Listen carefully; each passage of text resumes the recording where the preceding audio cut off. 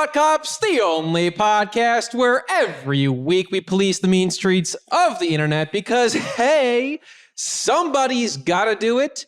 And then we let you be the judge, the jury, and the executioner in the court of public opinion. Coming to you live from Neo Chicago, I am Officer Kevin. And I'm Officer Grant. Hey, Kevin, do you revel in the fact that now for the rest of the episode, that will be the loudest that you will be in comparison to every other guest? That's right. Today we have Asterios on. Yeah, we'll see about that. Returning champion. Hi. Hello. How you doing? I'm doing great. Thanks for having me on. It's nice to talk to you guys. Oh, thanks for coming on. You say that, Asterios, you say that like we haven't had a number of great conversations recently because this month, the month of July 2022, is Palette Swap Month. That means over at the Loudest Podcast, everybody's switching up their colors and costumes, and we're doing a little bit of a, you're on this show, I'm on that show, they're doing that. Grant and I were on the most recent episode of Dark Side Jills, which is normally hosted by our friend of the show, Nico, as well as Sarancha from the Loudest Podcast. But instead of this time, we did a little bit of switcheroo. Grant and I were on along with Asterios and Nico, and we talked about the movie Her, and we talked about the album Pinkerton by Weezer. Yeah, Nico does this bonus show over at our Patreon. And she makes my fiance and co-host watch a bro movie and listen to a Fantano or Fantano. Which was that guy? Anthony something? Fantano is the masculine. Fantana is the feminine. If you're, she makes my fiance listen to like a Fantano album. And she also hates Fantano too, which is what? It's Moocore, Grant. Remember? Moocore, whatever the fuck that is. There's so many words that I want to forget, but yeah, I was trying hard not to use the phrase Moocore because then you have to explain that it's the 4chan music board's favorite albums.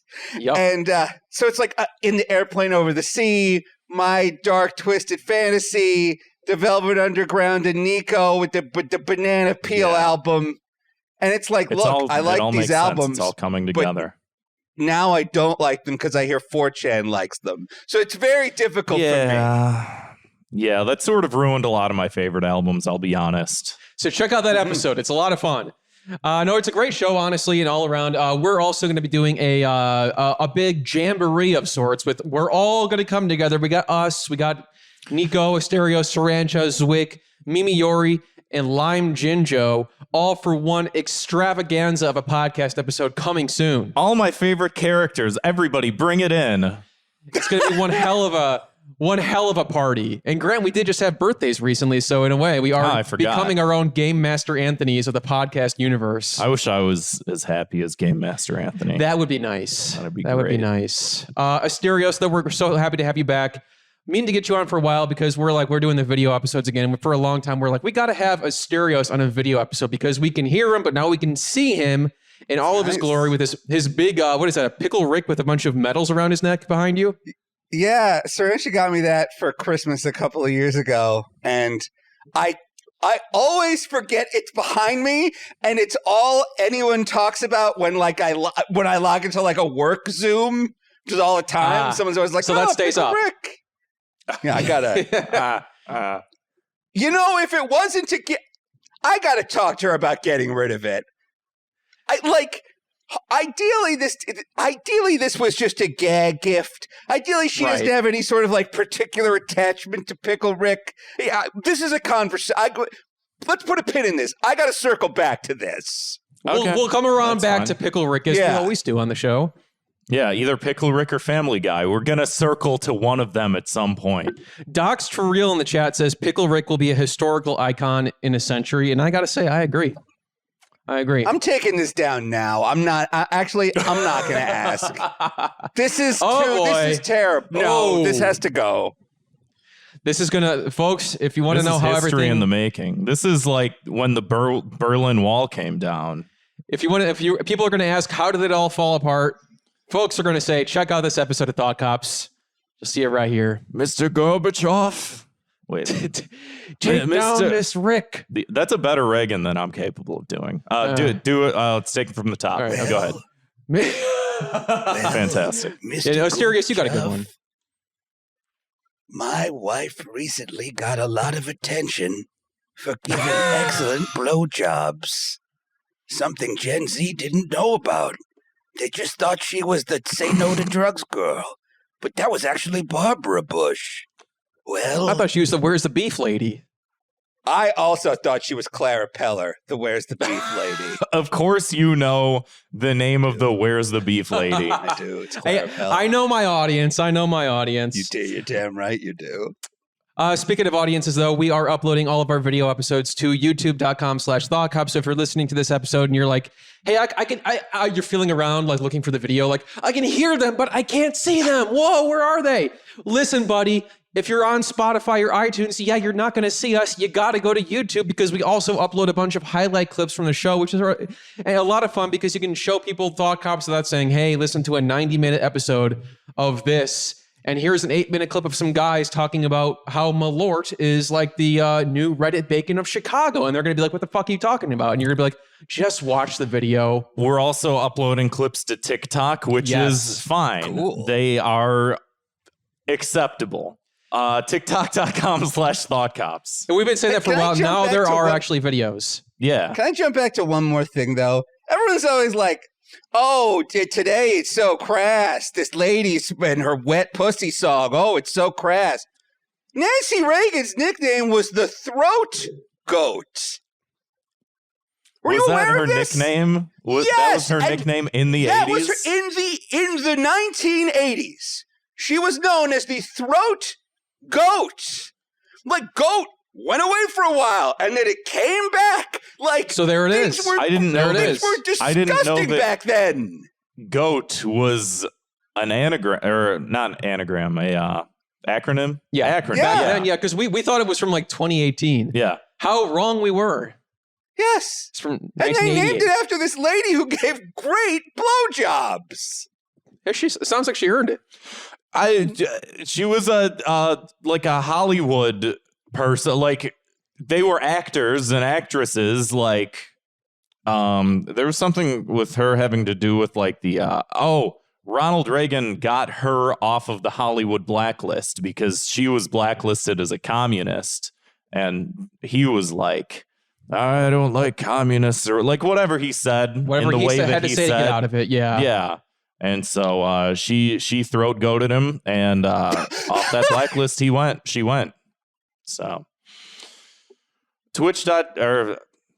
Well, yeah, that's you already we started. Have a Twitch channel. Oops. Now you got to do it. Now you got to stream. TikTok.com/ThoughtCops. Yeah, we honestly, that's a great. If you want to show people the show, it's like they're like 1 or 2 minute long clips, and we made like dozens of these things, and we're uploading them every single day. Little tidbits into what Thought Cops is all about. All of our fun guests over the last couple of years, because it's all from our video episodes. So check that out. Give us a follow. We're trying to build that out more because you got to reach the kids somehow. Do you ever read those old Shakespeare poems where he's talking about coming? No. I must have missed that. Any in particular? Like all of them. So like his sonnets, he's always like, oh, I will die and you will die and we will die and blah, blah, blah. But like that meant like to jizz back then. So like he's like, oh, you and I will die together. We will die. And it's just like he's just writing poems about cum. And this is, things are so disgusting now. Oh, everyone's on the TikTok and the gram. This guy's disgusting. Well, that's like the whole much ado about nothing, and like nothing is supposed to mean vagina or something. I can't exactly remember. I never actually read this, but I have it on a bookshelf and it looks nice. And I got it from the Globe Theater, so fuck you guys. Judgy assholes. Not you, Asterios. I mean the listener. No, take that smut off your shelf. Anyway, so nasty. But speaking of nasty, I'm very sensitive. about Speaking of these nasty, things. let's get on to 2 minutes of hate, that very famous, very favorite segment of the show in which we like to blanket punish all that annoying random crap that we see on our computer Back screens in like and our phone the screens. BC times, there was like a town called Sodom and Gomorrah, and it was just for fucking. They had like a sandals resort. It was a whole town. They had to add the Gomorrah part because they were like, look, we're well known for our sodomy, but like, how can we expand our audience? Gomorrah! So, Asterios, what's your punishment for Sodom and Gomorrah? Well, I mean, I feel like they got punished pretty hard by God. I'm just saying. Everyone's like, oh, these streamers in their hot tubs. Stuff's so gross now. Wait, a whole town God had to wipe out. Everyone that's alive is a product of sex. So Yes! think about that. So true. 2 minutes of hate. 2 minutes of, oh, right, the show, the podcast. Oh, yeah. 2 minutes of hate. My 2 minutes of hate this week is these YouTube videos where it's like every time blank is said in blank. And one example is every time like Jesse Pinkman says bitch in Breaking Bad. Yeah. And I see these like videos, it's like, oh, it's a 10-minute long video and it's going to be like somebody. Why are people making this stuff? Who's actually getting entertainment out of this? Where it's just like, it's I guess if I saw it, like Grant, you've used this expression or reaction on the show, I might do one of these. Exactly. Yeah. A quick little like it's good for like nasal exhale because it's like I might have a little, but the right. corner of my mouth might curve up a little bit with a very small smirk. But I'm not gonna watch it. It's just the fact that it exists. I'm like, oh, I guess that's funny, and I scroll past it. I stop thinking about it. But these videos, people are watching the whole fucking 10 minutes and 8 seconds of like this. I want you to rage because that's the point of this segment right here is to get all the hate out. I do have a counter example, which is someone took like Jim Brewer's newest stand-up special and cut all of like the speaking out of it and only left in the weird body gestures and the awkward noises and the screaming and like that. And it's like 8 minutes long. It's like a quarter of like the entire like. Well, okay, to be fair, listen, I don't like Jim Brewer, but that's like very like I haven't watched it, but I've seen enough of him to know exactly how horrific that would be. Like, I don't like Jim Brewer, but that would make any stand-up special look bad if you're just isolating the fucking like microphone, like, you know, and if that's all it is, yeah, there's no jokes. Granted, it's still probably funnier than Jim Brewer's actual special, so maybe they improved on it in that regard. But it's all of these like videos where they're just like these compilations where like I keep getting recommended this video on YouTube where it's like 10 hours of silence followed by intermediate bad to the bone playing. And it's and it's the inside of like a car, like this car with like a skull in it. And like, the skull. Yeah, I you've seen I it love too. that video. Yeah, You've watched it all? I've watched only the one. If there's more than one, then I don't care to watch it. That one's, I think it's legit good. Okay, we're not on the same page here, and that's fine. But if there's more of them, then I've seen the original. How can you beat the original? Asterios, do you have any favorite YouTube videos that have the parts from the thing isolated over and over and over? I do have a question. How much of the 8 minutes of Jim Brewer, by the way, that's 8 minutes none of us would have watched otherwise. So that's good content. Yeah. That's the most Jim Brewer stand-up we'll probably have watched in 20 years. How much of the 8 minutes is Goat Boy? Goat Boy? Are you unaware? Goat? Was he on SNL? I forgot. Goat Boy? Yeah. So that was Brewer, a character from SNL, right? Well, it Goat was Boy? a character originally from his stand-up routine that he then incorporated into SNL, kind of. That's how you do like, it. It's a like song, Matt Foley. too. Matt Foley, was originally a Second City character, but yeah, Goat Boy. You guys you're unaware of Goat Boy and his particular speaking cadence. Is this his claim to fame? Is Goat Boy? It's the most popular thing about Jim Brewer. It's him going like, Goat Boy hosts a talk show.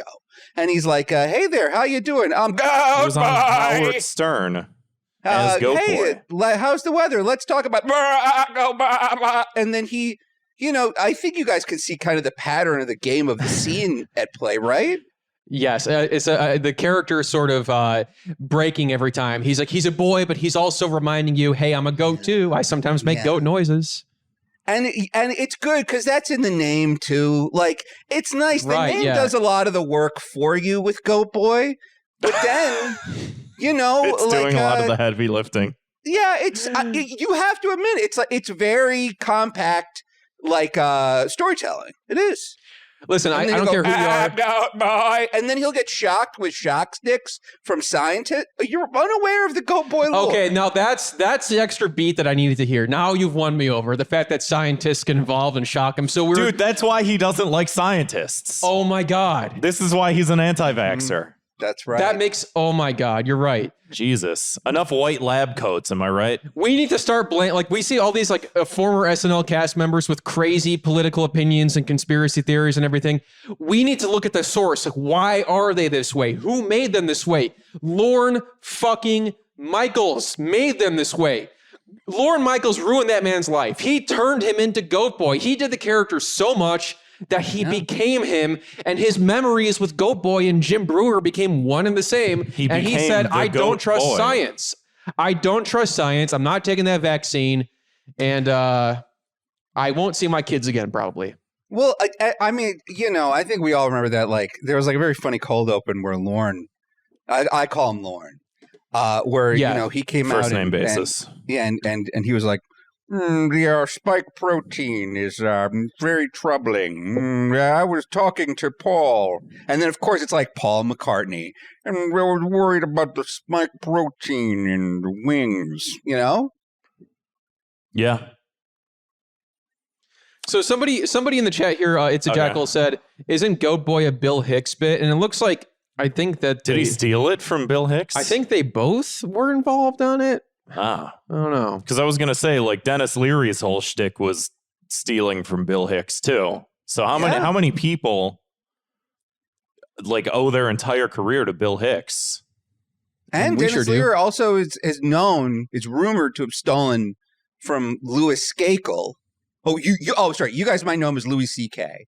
But, there's something that he actually, like, he stole his material, but there's something that he didn't steal from Louis. His cum? Which was masturbating in front of strangers that he works with. Like, he's not known for that. That we know of. Well, yes. I said he's not known for that. Like, look, am I watching him at all times? No, I'm not. Am I watching his black and white special, No Cure for Cancer, at all times? Yes, I am. It's great. How come Dennis Leary isn't like a big cancel culture guy? Like, I feel like he would be. I don't know why, but I feel like he was like a very like... so they're canceling it. Like, how come I haven't seen or heard that energy come from him? Like, I feel like he would. I don't know why I think that. I think it's probably because he's just very artistically fulfilled after releasing that book that was just his tweets. Like, he feels heard and like seen now. Wait, his tweet. Is he known for his Twitter account? Like, to release a book? Yeah. He's known for putting out a book that was just his tweets, yes. But like, why? Like, why did he choose that? Because I don't like. There's a lot of people who are known. It's like the drill book, right? That makes sense. That makes sense. I never have once seen Dennis Leary pop up in my timeline. I don't know that he's like. I think he did back in like 2013, maybe. Okay, that was before my time. Now I know you're saying Drill is known for making good tweets. Yeah. Oh, that's a difference. Yeah. Here's wait, what year did this come out? Because it's called Suck On This Year. Probably freaking 2016. LYFAO. Really? It's like a long time ago, like 2011, 2010. It's just still relevant to me because every time I open up TikTok, I feel like it makes me feel like that guy in the Indiana Jones movie that turns into a skeleton. So I just like hang out in my memory palace with like Dennis Leary's book, like Steve Urkel's evil dummy Stevel, and Carl Winslow's evil dummy Carlsbad. The idea of JT's World, which was the Wayne's World ripoff that JT had on Step by Step. Old episodes of Maude. And like it's just I've just built this nice little memory palace. What's in your guys' memory palace? It's empty. Banjo-Kazooie. That's great. That's about That's it. a collectathon game. Yeah. I do have a large collection of N64 games, video games, like specifically like the Nintendo ones, and I'm always trying to. Yeah, I guess that would be it, right? Is all the N64 games that I never played as a child that I've spent my adulthood when I would get a job and I would get money and I would go to secondhand markets and pick up, a copy of Banjo-Tooie or Conker's Bad Fur Day for $14. That's a steal. It'd have a big chip in it, but it's like, hey, I have it now. I don't need anything else. If the connector part works, the connector part works. Did you play any collectathon games, Grant? Yeah, I beat Donkey Kong 64 against my better judgment, which if anyone's ever played that game, it's not difficult to beat. It just takes you 100 hours. It just takes you a ridiculous amount of time. That game like practically killed that genre. Yeah. They were just it became like so bloated with collectible shit. Everybody's like, you know what? No more collecting. We're done. No more collecting things. No more finding things. We're going back to the basics. Anyway, 2 minutes of hate videos that have the blank every time they say blank. Right. Every time you make one of these videos, like for example, I brought up like Jesse Pinkman saying bitch in Breaking Bad. Whenever you watch Breaking Bad now, Jesse Pinkman just doesn't say bitch anymore. All these moments that we see are like repetitive, like, Right. Like again, not to use the same universe again, but there was another one I said, or I saw the other day where it was like there's a lot of really annoying Breaking Bad memes. Every time they say Better Call Saul and Better Call Saul and whoa, they just stopped saying it. That's weird. It just disappeared. And that happens every time you guys make these videos. It just disappears like the Back to the Future. We just see like, all of a sudden, like, they just start, disappearing from the page. Whoosh. Anyway, Can Asterios. you guys tell that I recently learned the term collectathon? Is it obvious? Well, it wasn't, but now it is. It is now. Yeah. Oh, okay. I didn't know the term collectathon. I learned it the other day. I've been looking for an excuse to break out the term. What are some of the great collectathons? What's that game with the little guy running around and there's like a voodoo mask and he's got to fight Dr. Neocortex? Is Crash Bandicoot a That's collectathon, Crash. though? Is that a collectathon? I don't think so. I was never really into those games. Those are more of like a straight platformer. They're like it's on rails. Wait a minute. Is Super Mario World the first collectathon? No, Because you got to collect those stars. Well, Super Mario 64. Platformer. Mario 64 is. I mean, I know that there's an overlap because it's like a platformer can be one, but like I think of a collectathon as being specifically the entire point of the game is only to collect, like not to like beat bosses and stuff like that. Like that almost feels secondary, like because you can beat Super Mario 64 without collecting everything. And then you can collect everything, or you can collect everything and beat it. But like Banjo, you have to collect every single fucking music note on every level. You don't have to. Don't you? Only to 100% It's a collectathon. You have to. I don't know. I specifically remember. That is this week's Thought Cops Word of the Week. A collectathon is a style of platform game that was very popular of that era of the 90s, inspired by the advent of Super Mario 64, which sought to take advantage of the new access provided by 3D polygons, where large explorable worlds where players can move around freely. I know, for instance, like Donkey Kong 64 definitely is. You cannot beat that game unless you 100% it.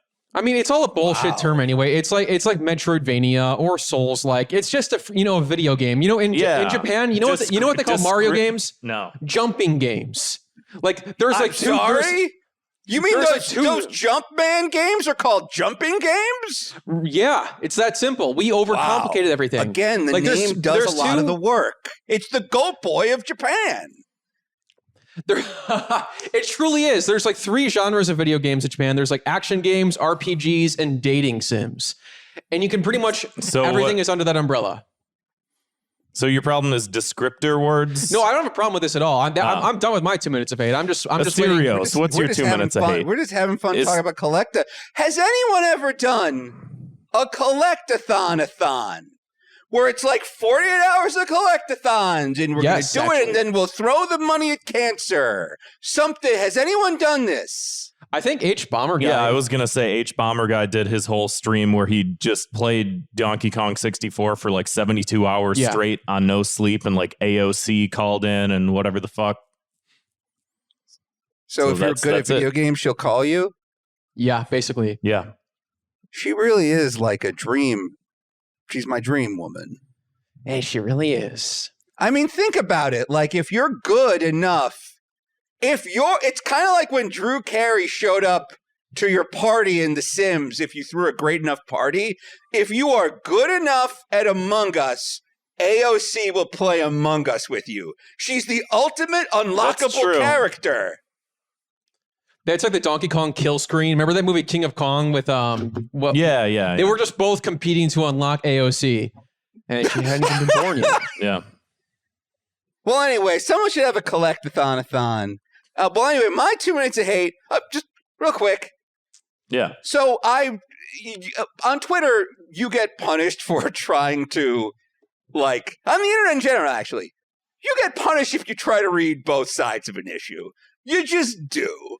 Like, I'm online and I'm reading about something and I'm like, okay, well, let me get like the conservative perspective on this too, so I could be like well-rounded and not echo chambered. And then all of a sudden, Twitter's algorithm starts recommending me all these horrible, horrible trends where it's like, did you know that Patricia Heaton is talking about how they cut off Buzz Lightyear's dick and balls in the new Lightyear movie? And I'm just like, I gotta see that movie.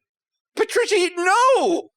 Patricia! She's sort of a little bit of a nutcase. I've known that for some time, and I don't know why I know that, because I don't care about Patricia Heaton, but I know that about her. She's like very anti-abortion, whatever, blah, blah, blah. You know, you watch that show, Everybody Loves Raymond, but you should call it Everybody Hates Patricia because of what she's saying about Buzz Lightyear's dick and balls. She literally used the phrase like they have, quote, castrated Buzz Lightyear by not casting Tim Allen. Deborah, shut the fuck up. Deborah, shut the fuck up. And then Raymond you wonder reboot. why his parents and her didn't get along. It's like, oh, we're supposed to believe that these parents are annoying. Like, right. Patricia Heaton's the issue. You know, you would think that for as anti-abortion as she is, that she would be in favor of Buzz Lightyear not having a dick and balls. Less abortions. Raymond, why couldn't you marry a nice Italian girl? One who's not so, Deborah-esque. I'm gonna kill myself. Deborah's coming after my dick and balls again. Whoa! I was raised by a cup of coffee. Whoa!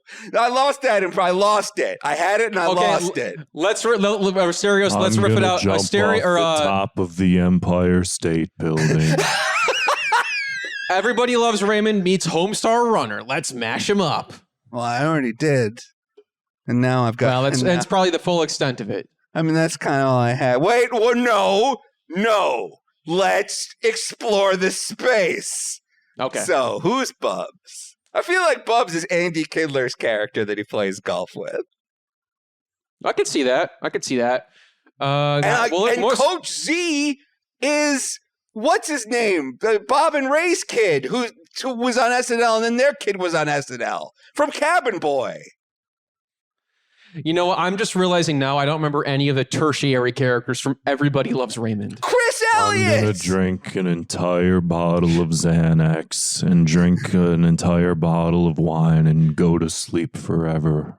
Now I just want to see this reboot. The Suicidal Robert. It's everybody hate. Well, I guess they already did. Everybody hates Chris. No, Everybody they hates made a Robert. pilot. You know who? They made a pilot of Everybody Hates Robert.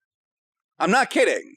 Oh my god! I believe you. I just don't remember it. Let's just watch that. Hey, everybody! Like it didn't go to air. You know. Everybody hates Chris. You know who really hates Chris? Will Smith. Oh. Asterios, did you do your 2 minutes of 8 yet? Oh, yeah. I just hate that it's like, I just hate that Twitter like punishes me for trying to expand my opinion by it's like got it. You want to go down the alt-right pipeline. We totally get it. We totally understand. It's like I'm just clicking on one thing. I had to fucking buy a VPN. I have to spend $100 for like YouTube and Twitter and Facebook to like not try to like algorithmically shape my viewpoint. And I need That's what it takes these days. That's why there's so many games. Yeah. You're trying to collect-a-thon every political opinion out there. They assume that you're trying to you're like, oh, you must want to get every jiggy and every single opinion in the echo chamber. Well, what do you call? Is that like politimaxing? Polymax? Polymax? Like it'd have to be something. Like bullet maxing, where you shoot yourself with pellets until you can start becoming bulletproof to like 22 and like higher gauge. Like, higher caliber. I'm sorry, not gauge. That's so funny, man. Okay. That's so cringe that I said the wrong word about a gun. Hey, did you know that it's not called a clip, it's called a magazine, you fucking loser? Whoa, hold on. It's not called that. Don't you know things? I thought you were talking about freaking TV Guide. My mistake. It doesn't stand for assault rifle. It stands for Armalite. Sorry, I don't know. No, I don't know it's what came okay. over me. I listen. He's gone down the pipeline. I listen to the show every week, and at some point, Grant will always do impressions of what he thinks people are saying about what he said about something conservative. Yes. It's like he can hear these like ghosts in his head. Yeah, no, I do. I know you do. No, I'm that's not exactly kidding. Correct. That must be so fucking difficult. Like every time Grant expresses opinion, he immediately like has to go into a voice like this, where he brings up the other opinion that he's hearing in his head, so he can preemptively nip it in the bud. And it's just what? It's a terrible way to live. Dude, I have to nip the buds in the bud.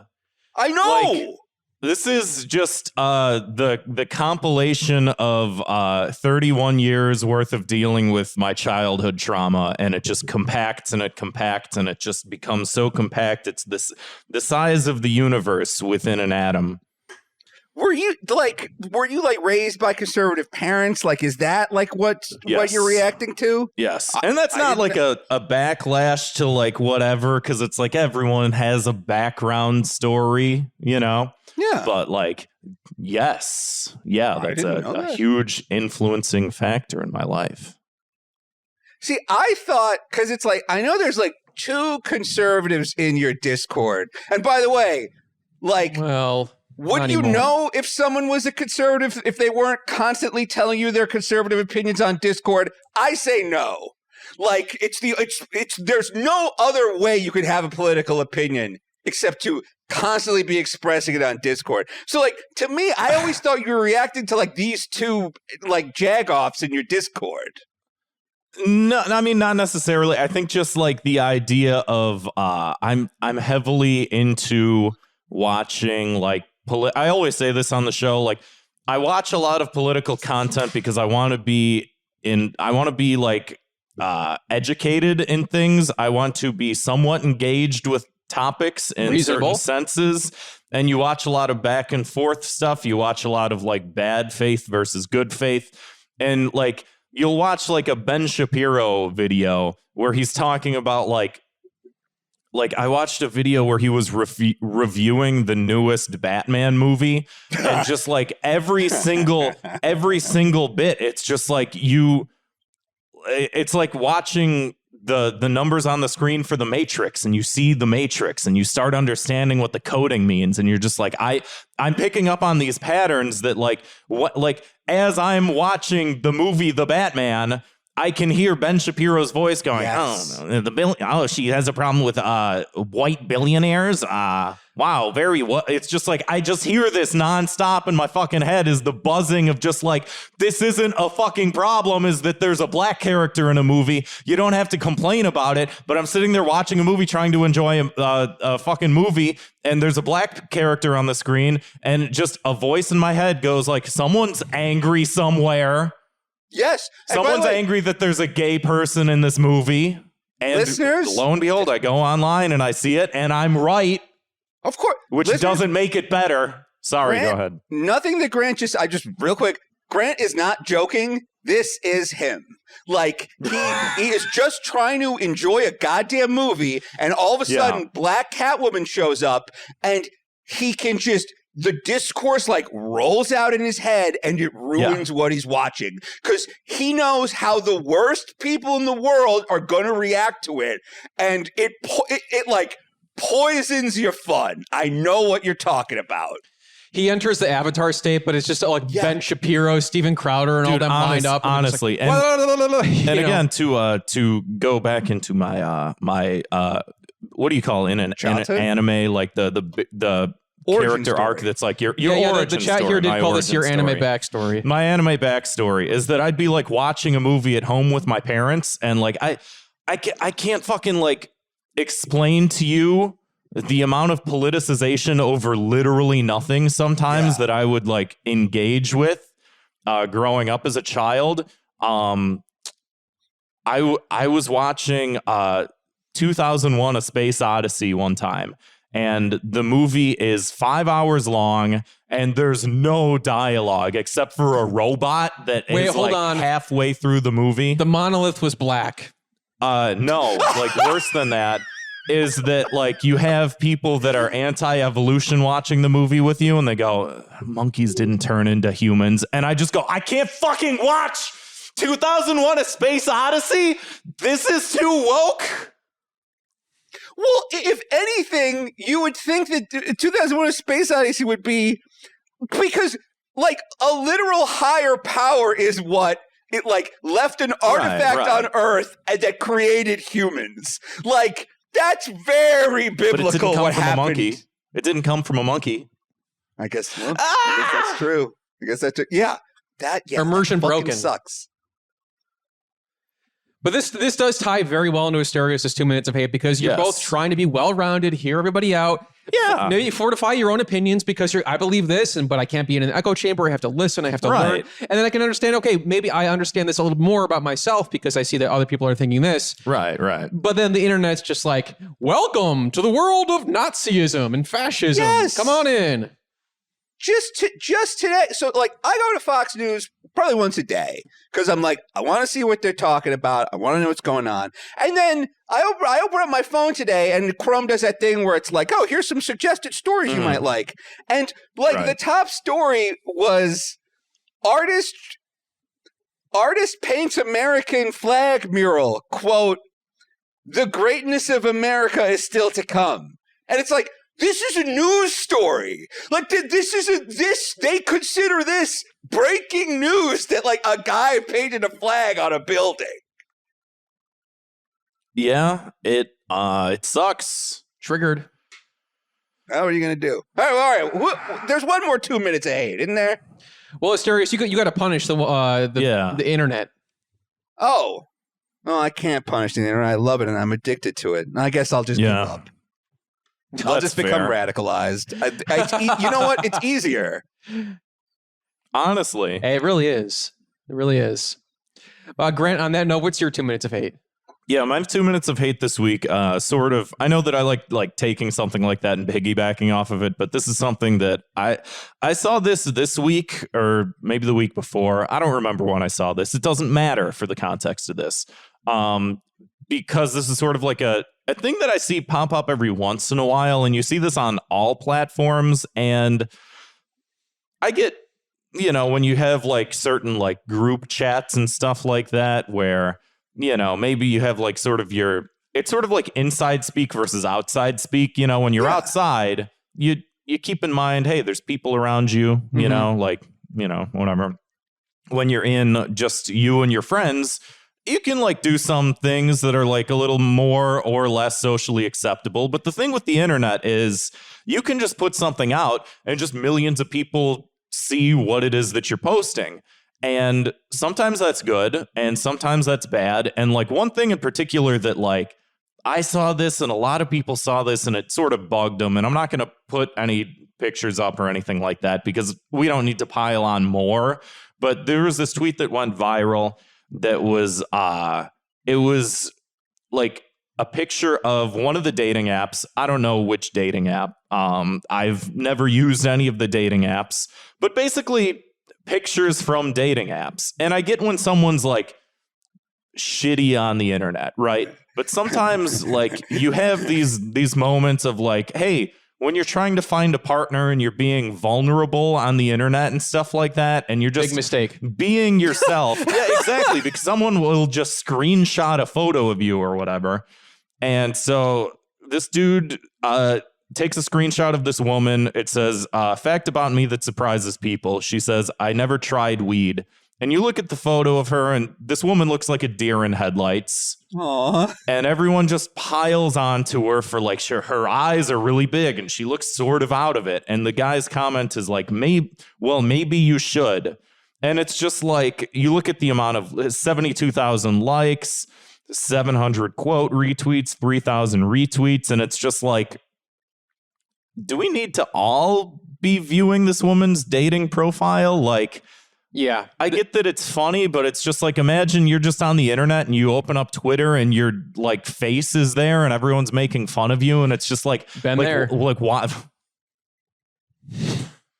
Like, why do we need to do this? It's like one of those aspects of all this like online shit when everything is online and the most intimate aspect of everyone's life is online. And you try and keep things between like you and like a certain small group of people, and then all of a sudden just one day your face blows up and it's just like, hey, look, everyone on the internet hates me for doing what everyone on the internet does, which is having a fucking Tinder profile. It just like that always rubbed me the wrong way. That like, and I get like, yeah, sometimes on someone's dating profile someone will say the N-word in their bio, and yeah, we should probably make fun of those people. They probably deserve it. They're bad.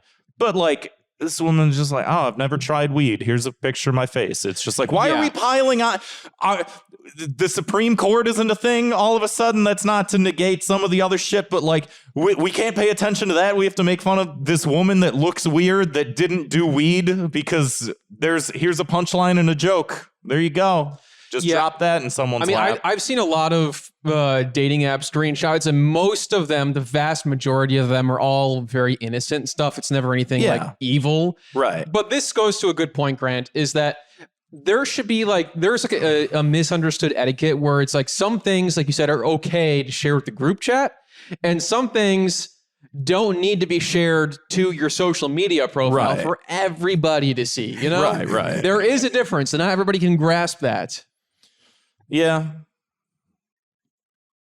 Look, and let's be real. Even sharing it with a group chat, it's kind of like it's a little bit nasty, you know. In a way, it is. But you know, this is And like, there was this tweet by someone I follow at Rain. I can't fucking see. I need to take these glasses off. At FQ. Rain FQ. Haha, I saw this girl on a dating app who looks a little weird. Now I'm going to post her face on the internet, so hopefully 50,000 people or so will make fun of her. I'm normal, by the way. And it's like, yeah, that's exactly it. Yeah. This is like normal fucking behavior. And it's just like, no wonder the state of the world's shitty, because like we can't even handle like basic decency and civility, and just like don't fucking be an asshole to people. This is that don't nothing deserve new it. though. I mean, It's honestly, not. it's maybe even gotten slightly better. Like it used to be fucking people were nasty. I think that a lot of like Gen Z people see that and they're like, hey, this isn't good. Like, that's my hope, is that like all of us jaded adults that are like older in age, that like grew up with like Star Wars kid or whatever the fuck, like that, like you see some of the newer generation being like, hey, I was taught to be nice to people. Like that's all that I don't know. Children really are the future. Asterios, are children the future? Sometimes. Like, what was I going to say? Look, I certainly agree with you that a random stranger just trying to find a partner on a dating app, they shouldn't be blown up or called out. I Harangued. I do have a question, which is like, how funny was this face? You know what? I'll send it to you. Let me see if this is worth all this to do. Because if it's an exceptionally funny face, it's an example. Okay. But you can apply the example to, there you go. I linked it in the chat for you. Okay, let me see that. You can go ahead and rate. I'm going to look at this face, and I'm going to see if this face was worth ruining this person's life. Okay. It's not like her life is ruined or anything. Jesus Christ. Oh, my God, this person's face. No, she deserves it. I'm sorry. Her face doesn't look like what our society says your face should look like. I'm sorry. She broke the rules. Well, there you have it, Grant. Better luck next face, lady.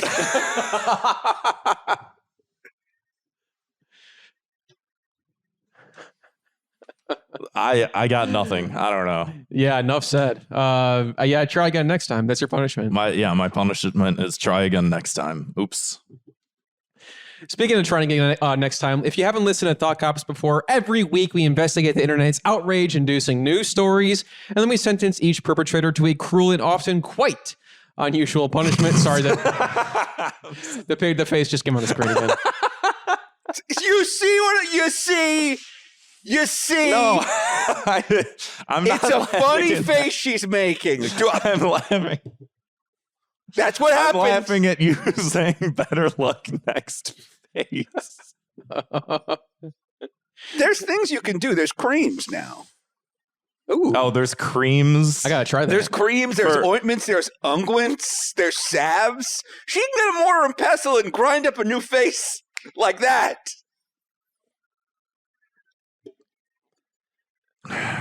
What's the show, Kevin? I already said it. So do the thing. I don't know. I did. Right. Let's talk about. Can we stop talking about this story after this? Because Elon Musk is not buying Twitter. I don't want to hear about it anymore. I'm tired of this guy.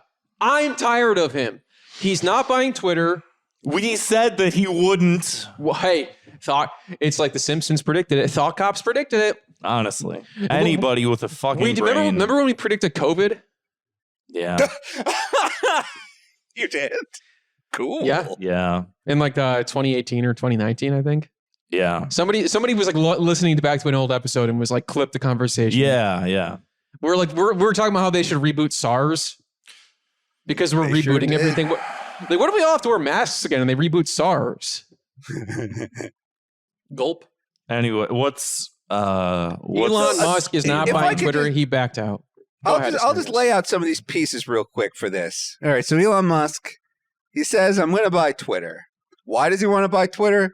Because he uses it all the time. So he's like, I want to buy this thing I use. And then he like literally signs a contract saying, I'm going to buy Twitter. And he quotes a ludicrous price. He offers way more than Twitter's worth because Twitter is worth nothing. It doesn't make money. None of us have ever seen a Twitter ad and then bought the thing. We've all ad blocked the goddamn thing. Twitter Blue has been available for years and people still think that's like a meme. Like, Twitter doesn't make money. So this fucking guy was like, I'm going to buy Twitter. And at first Twitter was like, no, you're going to ruin Twitter. And then they were like, wait a minute. This is our chance to finally become profitable. And they're like, you know what, Elon Musk? Yes. You can buy Twitter at $50 a share or like whatever insane price he quoted. Then the stock market went in the toilet. And Elon Musk was going to finance his Twitter purchase by leveraging shares of Tesla. So all of a sudden, Elon Musk loses like half of his net worth in one day at just a roll of the dice. And then suddenly Elon Musk starts going like, I'm hearing there's a lot of bots on Twitter. Maybe I shouldn't buy Twitter. And he's like, I'm hearing there's a lot of bots. Someone sent him like one article from the Associated Press in 2018. And he's like, I've got the proof right here. It's entirely bots. And Twitter's like, the bots thing was very obviously like a sour grapes thing of just like, yes. Shit, man, bots. And then, of course, everyone like bought it too. They're like, the bot. It's like I've always said, the bots. And it's like, yes, you're on Twitter all the time. What are you talking about? They're beefing up my follower counts. I can't complain. It's amazing. So like suddenly he comes out with this bots excuse, and then like the Twitter executives are like, yeah, well, you waived your rights to discovery because he was so horny to buy Twitter, just like he's so horny to make more fucking kids, that he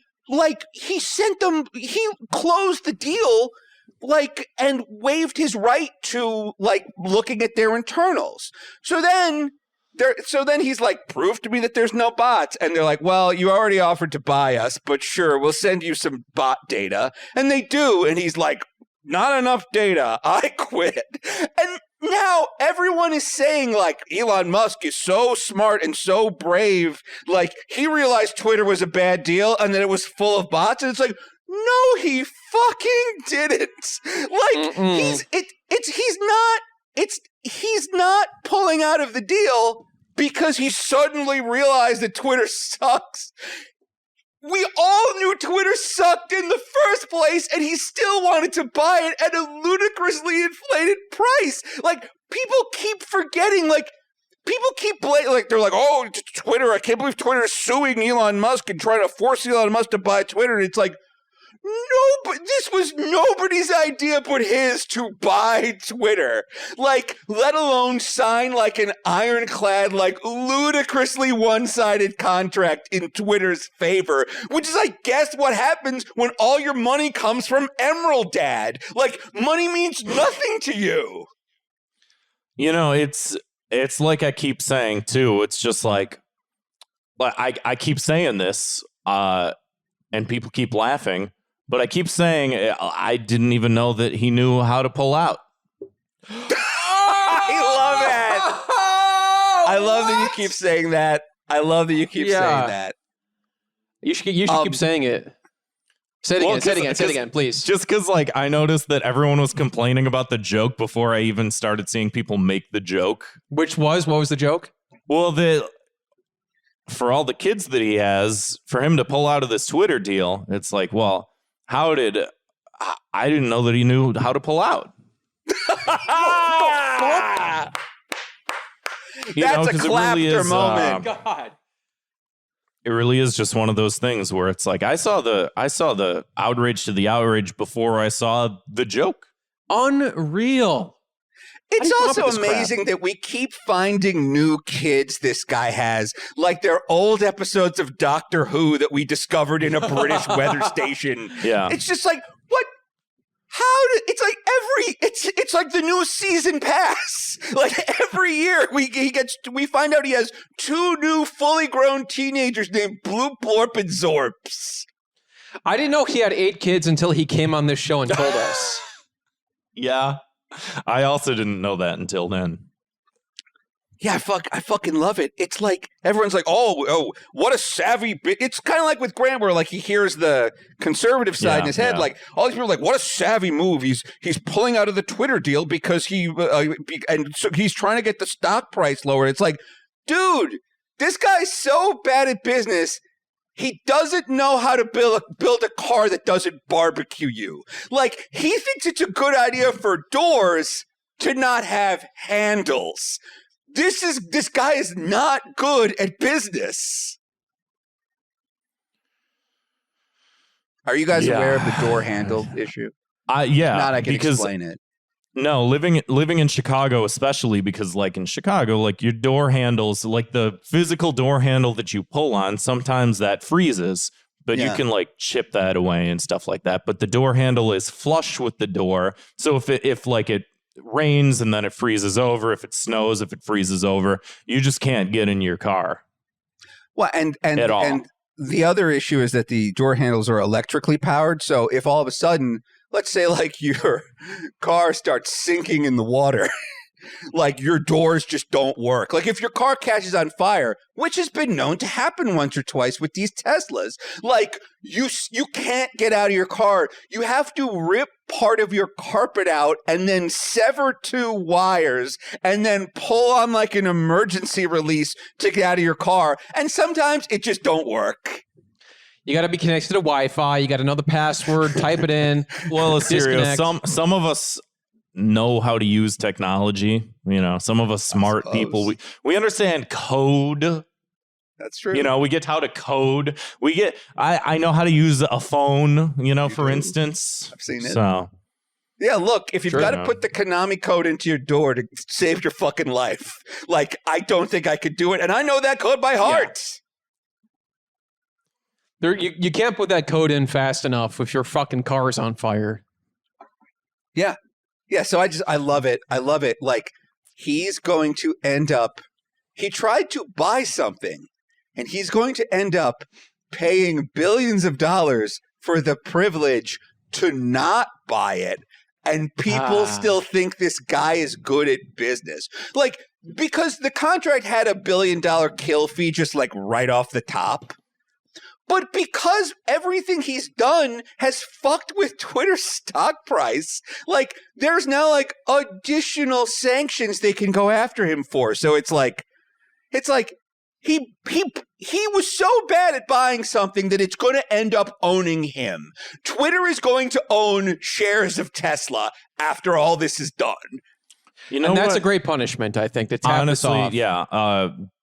Because they are that is sort of part of the story is that they're like, no, you said you would buy it. You have to buy it. You signed a contract.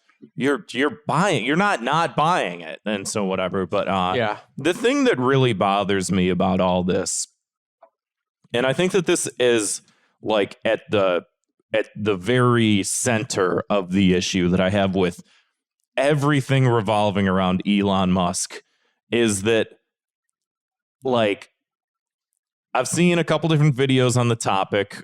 Some More News did a good video on it, and YouTuber Thought Slime did a good video on it.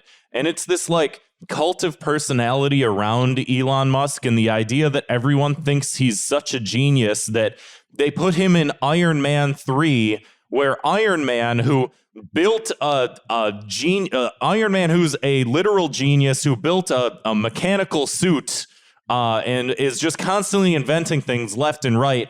He walks up to Elon Musk in a bar and goes, "Hey, Elon, are we still on for inventing that new invention?" And Elon like smirks at the camera and goes, "Yeah." And everybody just thinks that he's literally a character in Iron Man Wait, 3. was that but in the movie? Apparently, I don't remember didn't that. fucking watch those movies, but he's in an Iron Man, Yes, and he is. he's yeah. And he does Epic. this sort of like and everybody just thinks that he's like this genius, and he's never done anything. At best, he's a savvy businessman that convinced people that he founded Tesla when he didn't. He did something with PayPal. He had a lot of emerald money, and he made a lot of government money from government grants that he spent apparently in the correct ways to make him the richest man on earth. And I'm not denigrating the idea that like the richest man on earth doesn't somewhat know how to navigate some of these things to a certain extent, but people literally think that he's inventing cures for cancer and shit like that. And that's the shit. How's that working out? Or like that he invented, like literally there's a video of Jordan Peterson saying Elon Musk is so brilliant, he invented the electric car. He didn't invent the fucking electric car. He didn't invent space travel. He didn't even popularize it. He didn't even popularize it. And like, I get that there's aspects to some of the stuff where people go, oh, well, he did do this. And it's like, yeah, that's fine. But like, he's not Iron Man. The man is not Tony Stark. And people need to stop treating him like he is a comic book character. Yeah. He is not. Please stop, because that's the basis of all this. I want to jump in here because I actually think that it's worse than like some of these people are putting out. Like it's that we all love Iron Man so much that the media and all of us, we were like, we're going to make a real life Iron Man, and Elon Musk, that's you. Like, we created the reality we wanted to live in, where there's like a fun, fancy guy that's like solving problems and saving the world. And it's like, he's not. He's making a lot of kids that he seems to ignore. Steve Jobs also did that, but at least he gave us iPhones. Like, I fucking love the iPhone. At the very least, you can say that Steve Jobs understood his role in the company. Steve Jobs understood the assignment. He understood the assignment. And like when he came back to Apple, he understood his role in that he's not the everything guy. Maybe he's the design guy. He's the guy that screams at his engineers to do the pinch, and this makes it smaller, and make this is smaller, bigger, smaller, bigger. I think that's a Bill Burr joke. Smaller, bigger, smaller, bigger. He at least understood that. He's the ideas guy, and he would tell you that he's just the ideas guy. He doesn't know how to fucking code. He's not an engineer. He's not a smart guy, but he's the ideas guy. He's the minimalist guy. He wears his tank top, or not his tank top. I'm wearing a tank top. His turtleneck. He wears his green jeans. squirt gun necklace. He wears his green sunglasses. squirt gun necklace. And he understands his role, and he doesn't think that he's a genius. He's just good at what he does. I wish Elon Musk was just good at what he does, and that people didn't have to think that he's literally fucking Iron Man, because I swear to God, the same people that are saying, like, the same people that are Elon Musk stands that will tell people, oh, you're all such fucking nerds because you think that the Marvel movies are real and that you think that Hillary Clinton is Captain fucking whatever the fuck. Like, the same people that think that also think that Elon Musk is Tony Stark. Yeah. Yeah. Asterios, you've awoken a really dark side of Grant, by the way, for pointing that out earlier. No, of course. I hear it, and I'm like, I really want to explore this. Like, obviously, I think a similar thing happened to Steve Jobs. I think you guys might have just been too young, but like, he was on the cover of Time magazine, and he was like a billionaire, like tech guy. Before we all really liked that one Iron Man movie and decided to make this other guy Iron Man. But with Steve Jobs, we had a similar problem where we all started treating him like he was smart when actually he's just good at yelling. And so when he got super cancer, he went to doctors and he was like, I'm not going to take any of your cancer drugs. They're very poorly designed, unlike my incredibly well-designed iPhone 1, which at the time didn't really work as a phone and like barely worked as a computer. And so he was like, I'm going to design my own cancer treatment, thanks. And then his tumors spread like the iPhone's popularity. And then by the time Skello Jobs walked into a hospital, he was like, actually, I will take those drugs now. They were like, it's way too late. And there's like a famous story of Steve Jobs on his deathbed refusing various breathing masks because he didn't like their design. And we're all just like, well, here's Steve Jobs. I guess let's design a better mask to keep this guy alive for 5 seconds. I just hope, that's it. In the end, we all get what's coming to us. And I just hope that when my time comes, that I have the insight to realize my faults, and that when a doctor tells me, hey, you should take your cancer medicine, I go, oh, all these hangups that I have? No, dude, I'll just fucking listen to you. Why wouldn't I? Yeah, I know. That's all. Trust science. So there's another regular storyline that happens on Thought Cops, which is Grant will talk about his like deep abiding depression, and then Kevin will just like make a joke and like try to like move things on. Like, honestly, I appreciate that, because I will keep going. I'm trying to save him, okay? Yes. I'm not trying to move the show along. I'm trying to keep him alive. This is the dynamic of the show, and this is why it works, is because it needs balance, because otherwise there's no balance. I was gonna ask, like, because look, if we're just listening to the show, like, again, I do every week, the picture we get of Grant is that like he feels like he's locked in a world gone mad, and he is powerless to change anything. Like, yes.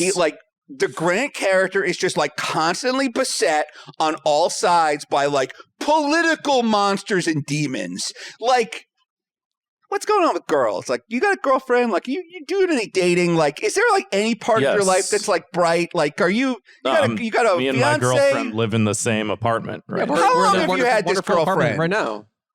Not exactly 2 years, but coming up on 2 years come December. We'll see. Let's talk about something nice. How did you meet her? How's everything Asterios, going? I don't need to get into all my dirty laundry and shit. He doesn't want to do this. Okay. Oh, okay. I'll talk about things, but I don't want to. You don't have reveal all my I want my private life to be all the negative stuff. Because the Kevin positive stuff is constantly posting pictures of his girlfriend on social media, and it's like, I know Kevin's doing all right. I'm seeing it. They're having fun. They're at a picnic. They're at the beach. They're dressed up like old Ren Fair people, and so the impression that I get as just like an outside viewer of your lives is like, Kevin is having fun and Grant is like crying in like a very small bed in a very small room somewhere. Grant he's just more honest about that. I don't typically like to get into that side of things on the show. I do that in private. Grant and I typically tend to agree on a lot of these things. We put the content of the show first, where we're like, okay, dude, you say this, I say that. You say this, I say that. You know, I think very much so. Also, like, I'm very like content focused in that sort of aspect of my life too, where like I don't like. We all know, I have like a TikTok following. What the fuck? I made some videos. I said dudes from Chicago do Chicago things, and a bunch of them did well. And it got to a point with some of those videos, and even like with the podcast to a certain extent, where it's just like, what am I exactly doing with some of this stuff? Because like you were saying, there's these demons on all sides.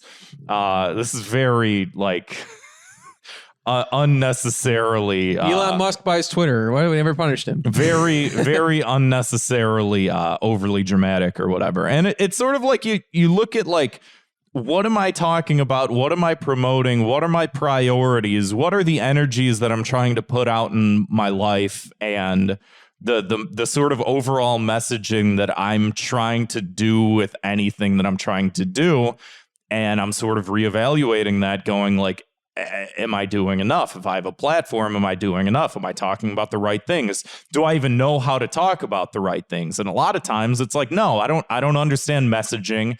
I don't understand ideology and how to like grasp a lot of that. And it's a lot of stuff that I care about. And that's why, like, especially on some of the previous episodes, I've been talking about like the abortion funds in every state, because I think that the Roe versus Wade thing getting overturned is bad. You have like a 10-year-old in Ohio, motherfucker. You have a 10-year-old in Ohio that's crossing the border to get a fucking abortion right now. Like 10?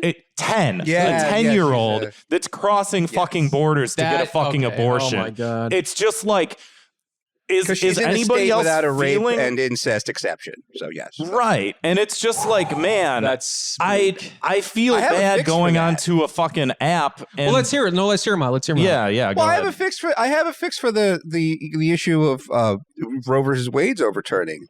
How come there's no phone number that's like 1-800-DIAL-ABORTION? Like, that's what we need. We need a number that you can call in any state. And it'll be like, okay, where are you? You're in like Ohio? All right, look, we'll book you on a flight to a better state, okay? And by the way, you may not want to leave that better state. Like, see if you can couch surf in that better state for a while. Just like, everyone's always like, I'm pro-choice. And where did that get us? Nowhere. We've got to be pro-abortion with 1-800-DIAL-ABORTION. We're ready to unconceive you. So that's what a lot of these different like networks are sort of trying to do. Made. Did you guys get that? Sorry. No, it's good. Okay. Because in the Ghostbusters, there's the phone number and they go, we're ready to believe you. But I realized like if you'd got the reference, you would have loved the joke. Well, no, I thought you were. I thought it was funny. I thought you were doing more of just like a parody of like cheesy 1-800 like that's what lines they did in general. Ghostbusters. Right. And I thought you guys were just parallel thinking. It's literally who are you going to call? Well, so So there are certain like networks and stuff like that where people that are in need of help and stuff like that like can reach. Oh yeah, out and what's stuff their like phone that, number? you know? Exactly. I don't know. You don't know it off the top of your head. But what phone number have I been pitching?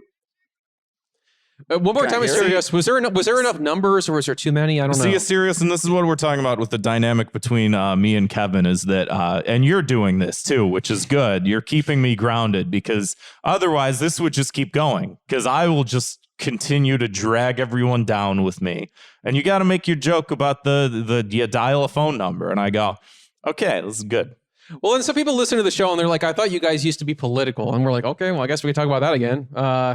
It's also just like one of those things too, where it's like the fucking state of the world, like things continue getting worse for people, and the people that are speaking out on a lot of certain topics and stuff like that obviously aren't being heard. And like, it's just one of those things where it's like, man, how many of these shootings have to happen before anyone does anything? And it's like a lot more, apparently, a lot more. It's just like, at what point do people just look at everything around them and go like, holy shit? Listen, my fiance was there for one of the 4th of July shootings. Really? Where? In Philadelphia, my fiance. She was one of the 4th of July shootings. I forgot there was more than one. Jesus. No, there was one. There were multiple. Here. This was she attended one of America's many 4th of July shootings, and she was in Philadelphia, and she's just going there trying to watch the fireworks with her friends. All of a sudden, the cops tell everyone to run as fast as you can because somebody started shooting. And what I was doing at the same time was I was at Walgreens trying to find out what flavor of light ice cream tasted the best. I've tried several. Here's some interesting news. Halo Top, it's good now. Oh. Halo Top's not bad. Stop the presses. This is huge. No. It's not bad. It's now good. Like, okay, I gotta try this. Google. I've always been a fan. Well, I don't know how long it was bad for. It originally came out in 2017. I'm not sure if you could tell. I've read several articles about this by now. All right. It originally came out in 2017, and at the time it was just freezer burn in a little thing that like just had the hint of mint chocolate or whatever. But I go to Google. I Google why is Halo Top? It autocompletes good now.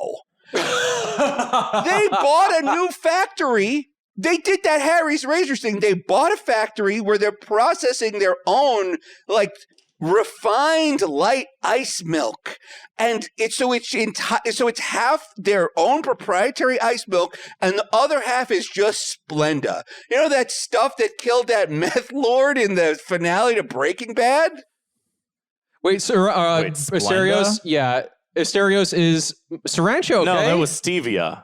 Oh, it's stevia, you're right. Sriracha is okay, but she did lose her wallet because the cops told her to run.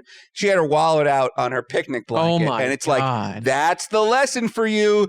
Don't go to public places anymore because you're constantly don't fucking in leave danger. your house, apparently. Wait, hold on. Yeah. Did you also decide on a flavor?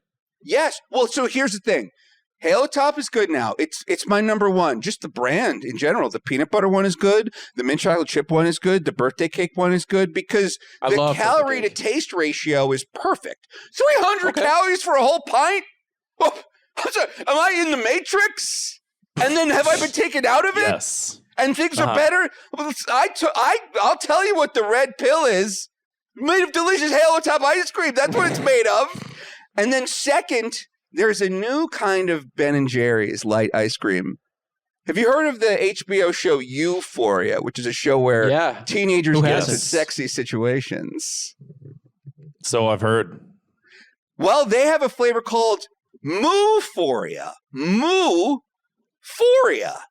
And the whole pint's like 600 calories. It tastes incredible. It's got chunks in there. Chunks of cookie, chunks of brownie. Look, are they the big fuck you chunks of the full calorie Ben & Jerry's? No. Okay? No. You're not going to get 3 cookies in your pint.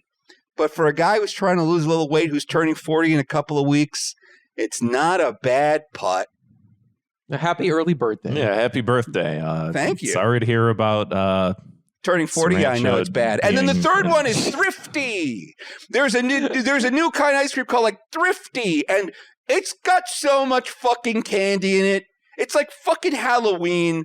I think they fucked with these labels. I don't know how this one pint only has 400 calories. I think there's some fuckery afoot, but I'm going to keep eating it because eventually, if it turns out that they did have more calories, someone will send me a class action lawsuit check for $6, and then I'm fine. Oh, well, that's amazing. Yeah. No, listen, I got a punishment here. I'm putting on one of those like Russian snow hats right now. Okay. In Soviet Russia, this is a good setup. Twitter by you. That's right, folks. Twitter now owns Elon Musk in a shocking twist of events.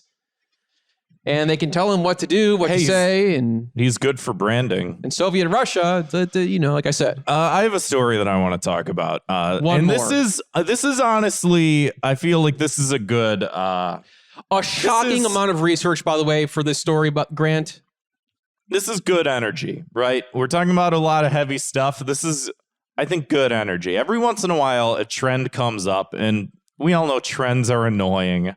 Sometimes we hate on them. But have you guys noticed anything different about me? What's that? Sorry, we had a different tab video open. No, I see that now. That's good. I wish I had that. I could have done the bit. God fucking damn it. Now, for listeners who do, I am wearing the same type of Russian snow hat that Kevin was just talking about. This is I'm wearing a funny hat now. I mean, I don't know if this helps you as a listener to this podcast, but like you should have said it, not me. God damn it, show's ruined. I like this hat. It's a funny hat. You guys like the hat? It's amazing. Yeah, it's a good hat. It's amazing. Do you want to see some other hats I might have? I mean, no, that's okay. We're talking about. Let me try one more hat. One more hat. While we tee up the next story here, Grant, you want to describe what's going on while Asterios puts on a different hat? So like I was saying, there's this trend that's been happening, and it's a pretty. I think it's a funny. There it is. My God! You guys like this hat I'm wearing? Yes. I was telling Kevin that Asterios needs to be wearing this hat this episode before we started recording. Yeah, folks. For the folks listening, you are missing out. Asterios is wearing the Wario hat right now. It's a Wario hat, and it is very dashing. It's for my famed character, Social Justice Wario. Well, it's a good thing you're all cancel you. It's a good thing you're all dressed up. You got the wrong opinion. I love a gold and a canceling the conservatives. So speaking of dressing up, I've got a low acceleration but a high top speed. For canceling the conservatives. Blah. You're about to become one of the ghosts in Grand Set if you don't let him get this out. Yeah, I'm going to start sorry, you were screaming to myself, just anticipating being talked over. There's been trends of groups of teenagers going to see the Minions movie wearing suits. And there'll just be large groups of them in theaters, and they all sit with their hands like. Well, how do you explain when your hands are like this? When your fingertips are all touching? Yeah, their hands are all tented. Think of Mr. Burns. Excellent. They sit and watch the Minions movie with their hands tented, and they're all wearing like full like Sunday your Sunday's best suits, and cinemas across the country apparently have been banning them from going. Oh, hold on. Why? I don't know. I don't have an answer for this. Asterios, have you seen any of this? Have you seen the new hat I'm wearing? Oh my gosh, Asterios, is that? Oh, can we get a side by side? I want to see like if you could spin your head. Okay, he's got sort of like the Fantasia hat, Mickey Mouse's wizard hat. Mickey Mouse, yeah. It's a conical wizard hat covered in stars. I predict that these Minions kids are all going to grow up to be incels. So there's a little bit of that, and I do want to pull up. Abracadacab. Is that a thing?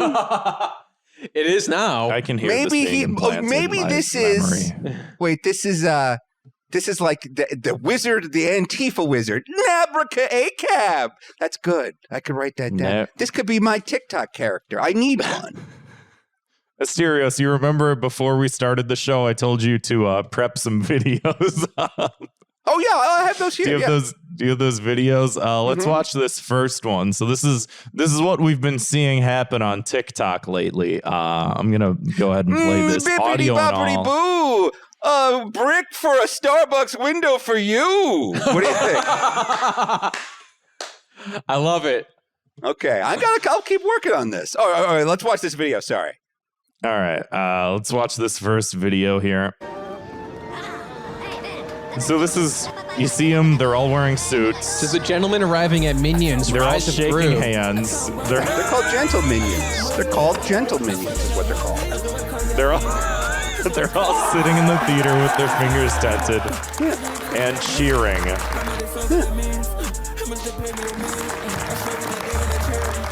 I like these. I genuinely like these Minion movies. I think what these kids are doing is pretty funny. I like this whole gentle Minions thing. I think it's funny. These are like younger men. They look about like 18, 19 years old. Yeah. These are people who probably like grew up with the like Minions movies and Despicable Me. And this is sort of like Asterios is getting a new hat. This is like they're Just sort of keep going. He's gone. Keep go. Okay, let me get this out quick. They're sort of riffing on like their childhood nostalgia because for them, oh my god, dude, you really do have a lot of hats. Howdy, y'all. I gotta say, I reckon they should put these gentle minions in a hoosgow. Well, that may happen, Asterios, if they don't play their cards right. So these kids are sort of riffing on this, like, for them, Minions is like a childhood nostalgia. Right. Whereas, like, those movies came out, like, when we were adults. When we were their age, Despicable Me 1 hit theaters for the first time. Was it really that long ago? I don't know. Probably. When's Despicable Me 1 come out? Probably, I'm going to say like 2009. I don't know. But you know what? The gentle Minions they're being persecuted. 2010. You were close. Yeah. I have you remember the original Pokemon Snap? Of course. I have just stuck in my head in a memory loop. Every time you would not take as good of a photo of a Pokemon as the last time that you took a photo, Professor Oak would go, "You were close." Like, because they had such little bits of voice acting. Well done. Let's see what the gentle Minions are up to. Yeah, so let's watch another if video. Asterios has no more hats to try on, of course. He will. He probably has just a closet full of hats, but I got a lot of hats. This gonna go ahead and hit play on the second video here. All right. Yep. Go. Gentle Minions. 30 tickets to Minions, please, it says in the caption. Here and they it's just come. hundreds of children walking forward with their hands tented. There's a third video here, too, and we might as well hit play on this as well. And same thing, using the same So they're saying the 5-year wait is finally over because Despicable Me... Look at how many of them. 10 out of 10 peaks. This is great. Some of them are holding popcorn in one hand, but then they have their fingers tented with the other hand on the popcorn because they're trying to tent their fingers, but they also like the delicious taste of popcorn. That would have been me.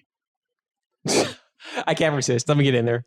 Yeah, and exactly. honestly, this is like the demographic of people, like, no offense, this is the demographic of people that's shooting up the country right now, so I'd rather have them making funny TikTok videos than shooting up the country right now. So let them fucking...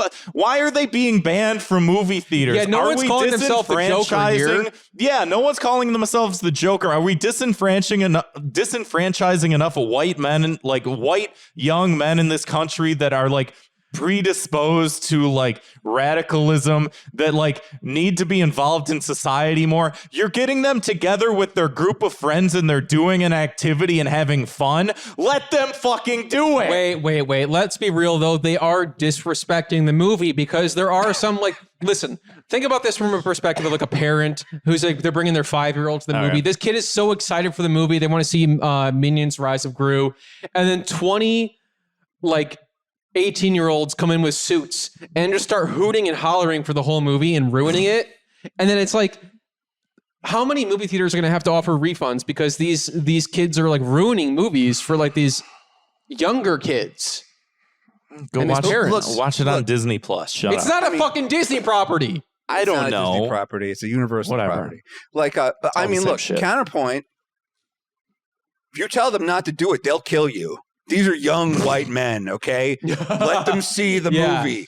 Give them free Come on in, come on in. Okay? Yeah. We have we got a special room just for you kids. And then, seal it up and set it on fire. Like, no,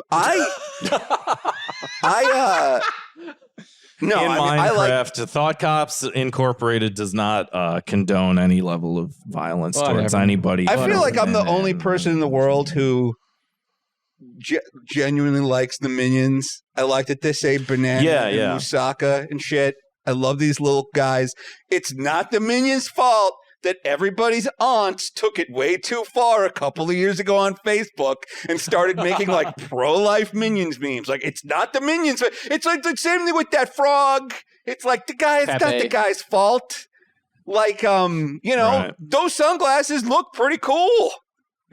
It's not those sunglasses' fault that creeps are buying them. What are you going to do? Oh, I'm sorry. You must have thought I was talking about your sunglasses. No, I know what you're talking about. What are they called? The whatever it the doesn't fuck. matter. If we all know what yeah, I'm talking yeah. about, we could all just move on. But And like, if you don't, just fucking ignore it. Yes. But I there- like the people. Mhm. No, I was just gonna say there is like a weird intersection because again, we're talking about a group of white men, and I remember watching this video and being like, this kind of gives like groipery energy. Like if you've ever seen, Well, that's like, because they both do the thing. exactly, and there is a little bit of like, I'm telling them like, yeah, go out, have fun with your friends, do a TikTok fucking trend or whatever the fuck. That's cool. But there's also something like weirdly tinged about it. And then I have like another article here that's sort of like a counter example to my defense of it, which is the offense of it, this is from the Federalist, a legitimate journalistic news source, which says the success of Minions, Rise of Gru puts excuses for Disney's failed, woke Lightyear to bed, which is sort of like, is this doing so well because people thought that Lightyear was woke because there was a half a second of a lesbian kiss in it? Like, is this intertwined more than we think? Is it not? Is this a 4chan thing? No, I just think people like it when they say banana. I do like it. When I'm they just say- I like it when they thinking. say that. Case in point. Remember There's how just they had to overlap, you canonically know? build in a reason that the Minions didn't serve Adolf Hitler? Yeah. Yeah. We talked about that a couple episodes Almost ago. every week. Okay, good. I love it. They put him on an island. They couldn't have served Hitler. They couldn't get off that island. They're How victims. inconvenient for the Minions. I got a punishment here. I'm gonna attribute it to Leo in the chat here. He says, after all the movie, these gentle minions go to a steakhouse and order filet mignon. That's Delicious. good. Yes. I'm very happy that people. I saw that last Minions movie in the theater. They the Minions help fake the moon landing. One of the Minions becomes the King of England in the last Minions movie. I gotta see this new Minions movie. Rise of Gru. Enjoy. Let's go see this weekend, Grant. We'll all get our suits on and I'm You know what much would- too old for this. You know what would trend. end the Gentle Minions meme? Me doing it. Me, an about to be 40-year-old man, like going like on TikTok and going like, "Oh boy, I got my fingers all warmed up. I'm gonna have my fingers more tented than Mr. Burns does. Oh, I can't wait. Here's the church. Here are the people. One ticket to Minions, please." Then all of a sudden, it's like TikTok shut down. Kids find it quote cringe. China goes bankrupt. World's biggest L plus ratio given to local 40-year-old man. We should clip him saying all that. I was thinking the same damn thing, and that's going on TikTok. Oh boy. Get ready, Asterios. You're and then about it to could- anger a lot of people. That's fine. And then they could put me on an episode of that show, Peak or Mid. Is that a real show? No, I just made it up, but I think it's a good idea for a show. I think that's what we could do. Every week, it's like, is it peak or mid? And it's hosted by Rob Deirdrick. Yeah, exactly. Being a JoJo's Bizarre Adventure part skipper, peak or mid? Discuss. On that note, let's get on to our Thought Cops key to the city, which is something nice, something swell, a nice little chaser after all the minions hate on this episode. My key to the city this week goes to this YouTube video called American Psycho for the Nintendo DS. Oh, boy. This is going to be another one of these videos that we sent over to you that we're going to play for the show right now. Go ahead and hit play.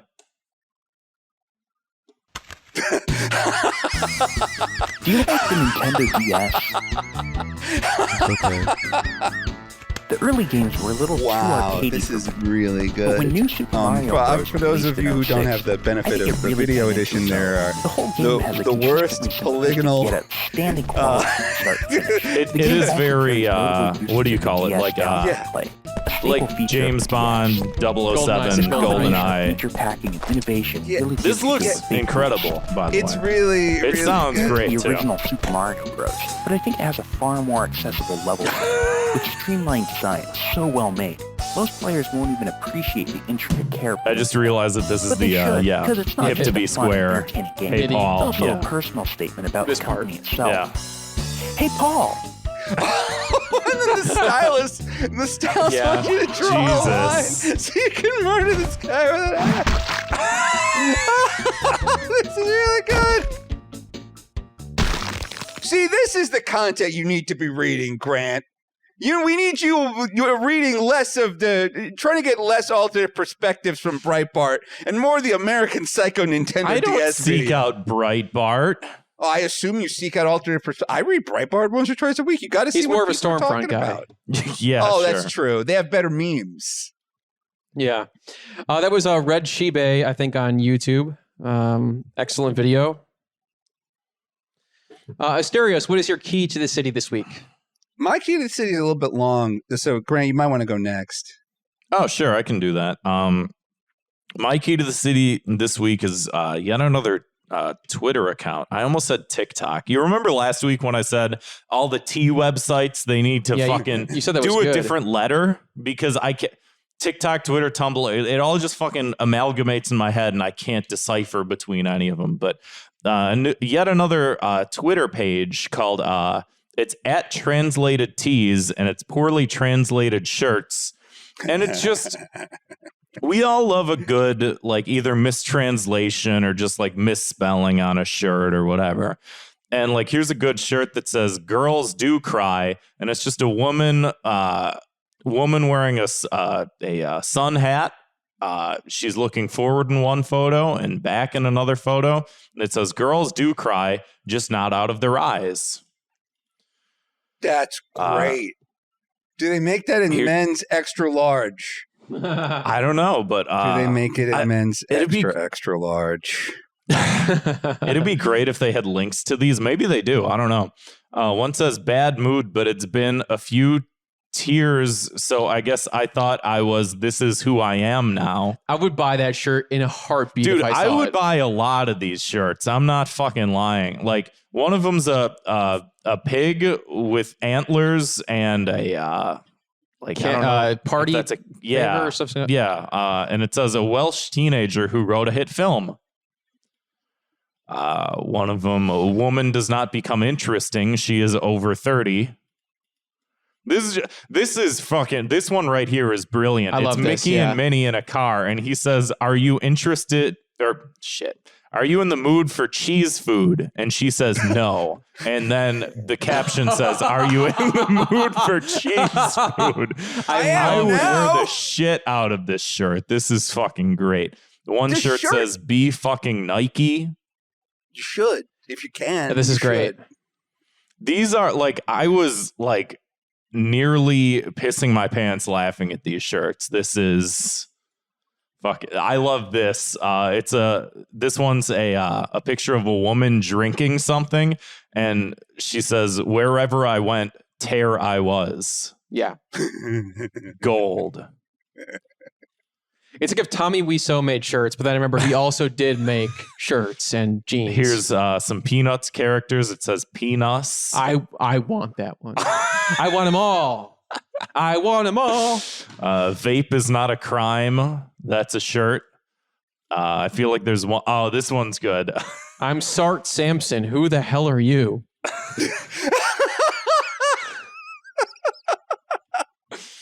I think this one's my favorite. It's like a very picturesque like painting of a woman, and it just says "the is car." Who drink Arnold Palmer? That one feels like a little too. It's a little too on the purpose. nose. Yeah, I know. I don't like it when they're on purpose. I hate when things are done on purpose. Yeah, it takes the fun out of it, but that's poorly translated. I want to laugh at shirts. somebody, not with them. I would wear all of these shirts that are on here. So that's my key to the city. Excellent. Excellent. I'm going to see the Minions now, Smithers. That would have been really funny 10 minutes ago. But anyway, I like Asterios. It would have hit, whatever. Didn't your employer put out that really funny T-shirt that was just the back of that one New Order album, right? But wait, what's that album with the lines on it that everyone wears on a T-shirt? Hard Drive did? Not New Or Order. yes. The one before New Order. What was Jay Depeche Mode? Joy Division? Yeah, you know that. Oh yeah. Yeah. The Hard Drive or the Hard Times put out a T-shirt that was just the back of that Joy Division album, so you could have the track listing on your T-shirt. But anyway, that's really good. Okay. I'd like to. I'm going to do a first on Thought Cops. There's been over 200 episodes, and I've heard all of them, and no one has yet. Wow. Oh, thank you. No one has yet given the key to the city to themselves. I would like to give the key to the city to me, Asterios Kokkinos. I'll tell you why. Go ahead. You deserve it. Go ahead. So I think when you hear this story, you'll realize I did. I'm getting older, and I'm like, I got to get my annual eye exam. So I see like what opticians are in network, and I decide to pick the one that's the closest to me, that also has the funniest name. Like there were some that were real close to me, but it was just like Dr. Blonsky or whatever. But then, like about a mile and a half walk away from my apartment, I could go get my eyes checked by Dr. Jackie Chan. Oh. And I did. And I'm like imagining the amazing, I'm like, oh, he's going to be like checking my eyes with one hand while like punching a dirty cop with the other. He's going to be running up a ladder. And then like and then when he gets to the top of the ladder, he's going to spray my eye with that puff of thing that lets you look at the back of your eye. Just imagine like all the funny hijinks where like he's all tied up, but he's still kicking people. But he's also like going like with one foot, he's going like A or B. A or B, and with the other foot kicking a bunch of dirty cops in it while he's rumbling in the Bronx. You guys have any like fun riffs of like what an optometrist Jackie Chan might do? Like before I move on to the next part of this, like I want to like give some time because I think this is like a meaty premise. Oh man, I wish you had prepped me a little more because That's I'm sure that okay. there's something. There's got to be something. Maybe there's like a Rush Hour thing we can figure out. Yeah, What could something you about do? Rush Hour because Rush Hour is very quotable. There's a lot of good. Do you understand? Here, like instead of do you understand the words that are coming out of my mouth? Do you understand the letters that are on the screen? Yup. Yeah, so that's one. Shit. What else happens in Rush Hour? Or Rush Hour 2. Don't forget, there are 3 Rush Hours. It's a very deep. I never saw the third one. Oh, really? Did the fact that they had a rapist in the second one turn you off? Yeah, I can understand. No, well, so You didn't like Roman Polanski's hilarious cameo in Rush Hour 2? No, I get it. I guess I'm not as woke as you. I saw Rush Hour 3, and I was like, where's Polanski? Rush Hour 2 came out in 2001. I was 10 years old. That's the perfect age to be riffing on Roman Yeah, Polanski. I don't remember. I didn't know who Roman Polanski was when I was 10. The chief of police in France in Rush Hour 2. I didn't know who he was. He puts on that glove. Sorry, what was that? I'm just saying it's just funny because he talks funny, haha. Not going to look any further. Something. It's just like with the Minions. They talk funny. It's great.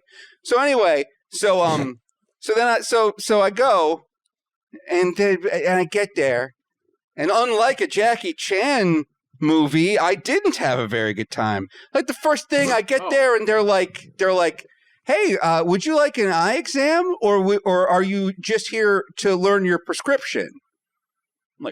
I'm like, what? I'm like, and they're like, eye exam, or would you like your eye prescription? And I'm like, what? Why? And but I'm trying to be nice because I'm like, maybe there's a language barrier here. I'm like, can you explain the difference? And they're like, yeah, if you want to learn your eye prescription, it's $20 extra. And I'm like, no, I don't. I guess I don't want my eye prescription. I guess I just want an eye exam. And they're like, okay. And then I get in there, I meet the doctor, and he's very nice. And he's like, so you don't want your eye prescription? I'm like, no, just tell me if my eyes are fucked up, okay? This is my annual exam. I just want to make sure one of my eyes isn't a tumor or something. Wait, so they don't do the prescription numbers on the exam? That's not part of it? They just won't give it to you at Jackie Chan's office. So you could just do it for fun and then be like, I don't want to know. So, Asterios, I don't know if you're aware of this, but that's illegal. Of course. They have to give you your prescription. They're legally bound to. They can't charge you extra for it. They have to give you a prescription. I am well aware of this, but at the same time, have you ever seen what happens to people who go up against Jackie Chan? Bruised and broken. They end up like with their legs dangling out of a barrel, kicking their legs into the air. It's insane. You can't beat Jackie Chan. Many have tried, all have failed. Do you know how many rumbles in the Bronx he survived? 2. Many. That's the Bronx we're talking about. All right, so anyway, I'm like, okay, don't. And they're like, well, we could dilate your eyes, which will blind you for 3 hours. And I'm like, oh no, because I gotta go on Thought Cops after this. They're like, or we can scan the back of your. They go like, oh, or we could scan the back of your eye with this machine, and we won't have to dilate. And I'm like, at this point, I'm like, how much extra is the machine? They're like $35 extra. I go, no, I don't want you to scan my eye. And then the last thing, so he's looking at my eye. I'm like, can you just do the letters thing, okay? Put up the letters. I say it very nicely. I'm like, can we please let's just do the eye exam. They put up the letters. I can read some of them. I can't read others. I can read a lot more letters than I thought. I felt pretty good about myself. I read so many letters. And then they're like, oh, your eyes are afflicted with bronchitis. And I'm like, this is why I came here, to see if there was something fucked up with my eyes. I'm like, bronchitis. And all of a sudden, I'm like thinking like, oh shit, I'm going to go blind. Oh, bronchitis. Oh, fuck. Oh, God. Oh, God. Oh, put me in the machine. Take the $35. Anything to cure my bronchitis. And I'm like, what's bronchitis? And they go, well, sometimes when mucus forms around your eyelashes, you get bronchitis, and we can sell you a cream that will like remove the mucus from your eyelashes. I'm like, are you just fucking telling me I didn't wash my face this morning? Because I didn't wash my face this morning. Now you're trying to sell me to get the gunk out of my goddamn eyes. I'm like, Jackie Chan, you've gone from hero to villain. That's what I did. I just rubbed my goddamn eyes. And he's like, or you could do that. And I go, you know what? Let me give you my copay now. I gotta go. I have another appointment right after this. I didn't say it was with the Thought Cops. You should have. With another doctor right after this. And I walked out. I gave him the $25. And that's why I'm giving myself the key to the city. Because I didn't let Dr. Jackie Chan rook me out of another $70 to learn my prescription, to get a picture of the back of my eyes, or sell me a cream to get the gunk out of my eyes. I stood up for myself today. Bravo. Somebody's got to stand up to that guy. So finally. you can go back to Dr. Jackie Chan's office, demand your prescription, and then file like a complaint against them if they don't give it to you for free. So just letting you know. You can do that. we Asians don't hurt each other. No, I get it. Okay, fair enough. That's fine. I get it. I'm like, good rook, guys. I like this rook you're doing. I'm not your mark. Good luck with your next mark there, guy that looks a lot like my grandpa. That's fair. Kevin, do we did word of the week? We did. It was Collectathon. What are we doing? Guest plugs? Yeah, before we get to our Asterios. before we get to our final segment, which is our listener voicemails, Asterios. Now you can plug everything you got, man. Everything. Let's hear it. Yeah. Look, if you've heard this much of me and you haven't turned it off, you might like my podcast, The Loudest Podcast, which is a lot of the same. Just a guy yelling about weird stuff. And it's me and my fiance. We often have the Thaw Cops on. We often have Nico on because they're incredibly funny. All month, we're doing this thing called Palette Swap Month, where we have like a bunch of different bonus shows, kind of like the Thaw Cops at Fire Bros. Like we have a bonus show where we talk about Christine Weston Chandler. We have a bonus show where Nico from the Thaw Cops and my fiance talk about like bro movies and bro albums. So this month for Palette Swap Month, we got the Thaw Cops on one of our bonus shows. You can hear all our bonus shows, just $2 at patreon.com/Asterios, or if cash is tight, you can just hear The Loudest Podcast for free.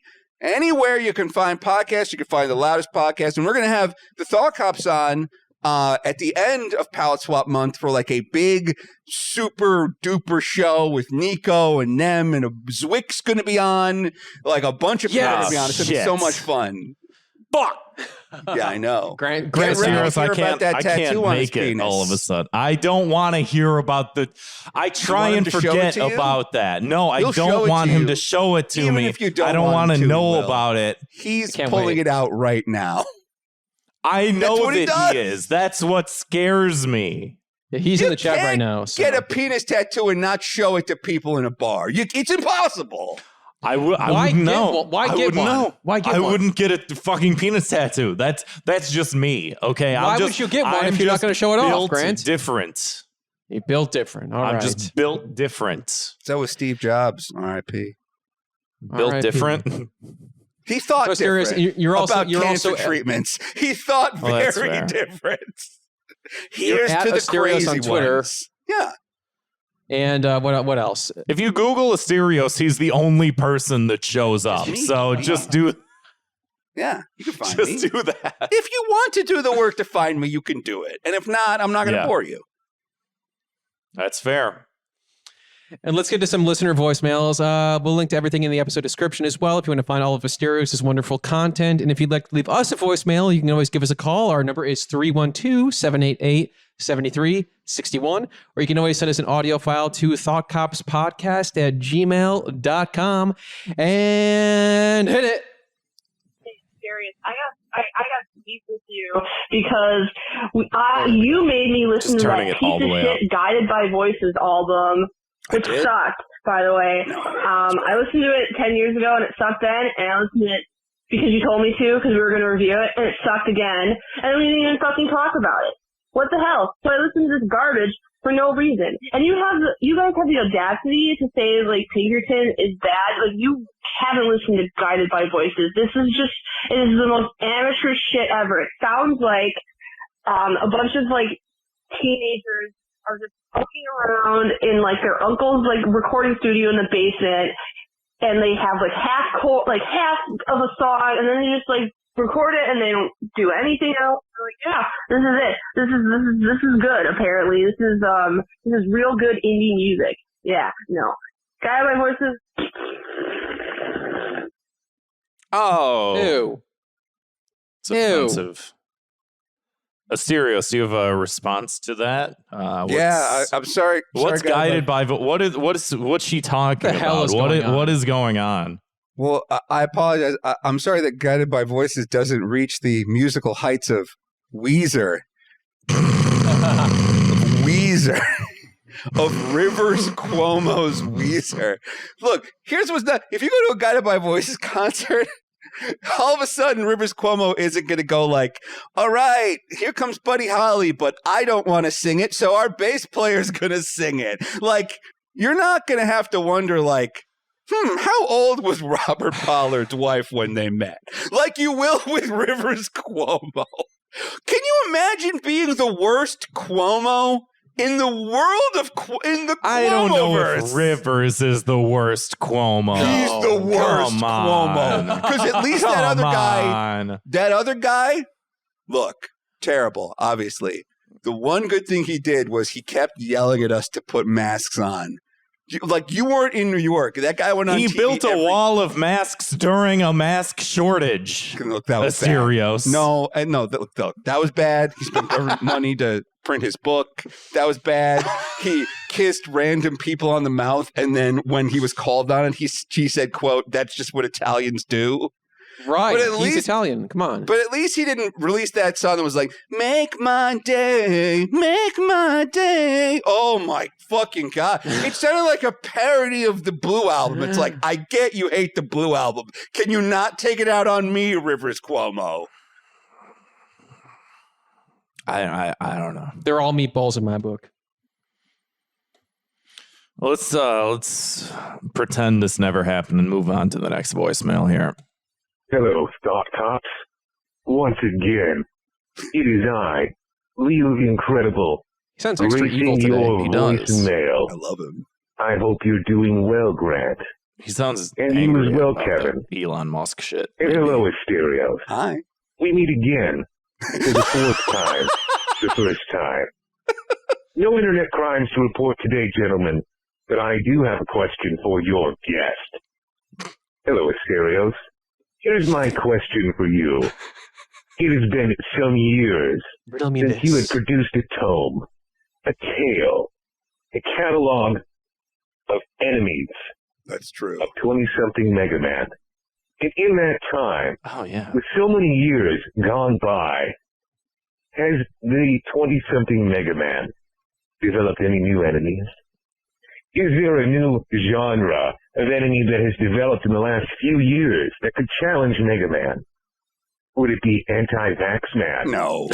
Would it be my brother in Christ fan? Maybe. Or could it be all Star Wars sequels are trash, man? Yes. What are they, Asterios? I'd love to hear it. All right. Gentlemen, I'm sorry. I hope you have a wonderful day. You too, Oh, Leo. thank you. Thank you. All right. I've got two off the top of my head. Actually, you know what? The first one's dumb. Just one. It would be McElroy Man. It would be, or was it Okay. McElroy? I'm liking this. Yeah. Oh, The McElroy brothers, yeah.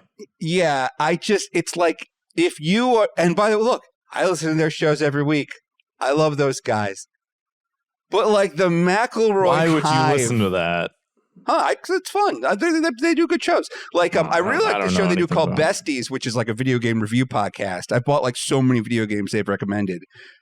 But if you're like part of their hive, like the McElroy Hive, like if you like dress like them and like you're constantly quoting them, and okay, here's what it's like: the McElroy Man like walks up to them at like a con and calls Griffin, quote, hoops. Like that's how you know you're way too far down the McElroy iceberg. Dude, we need that for Thought Cops. We need a bunch of sycophantic followers that will just ruin people's lives for the sake of the show. That's all that I want. That's all that I want is a cult. I'm sorry, I'm joking. It's serious. Continue with the McElroy. No, I just know the one guy. We have an emoji of the one guy's face, and he's making the soy face, and he has purple hair.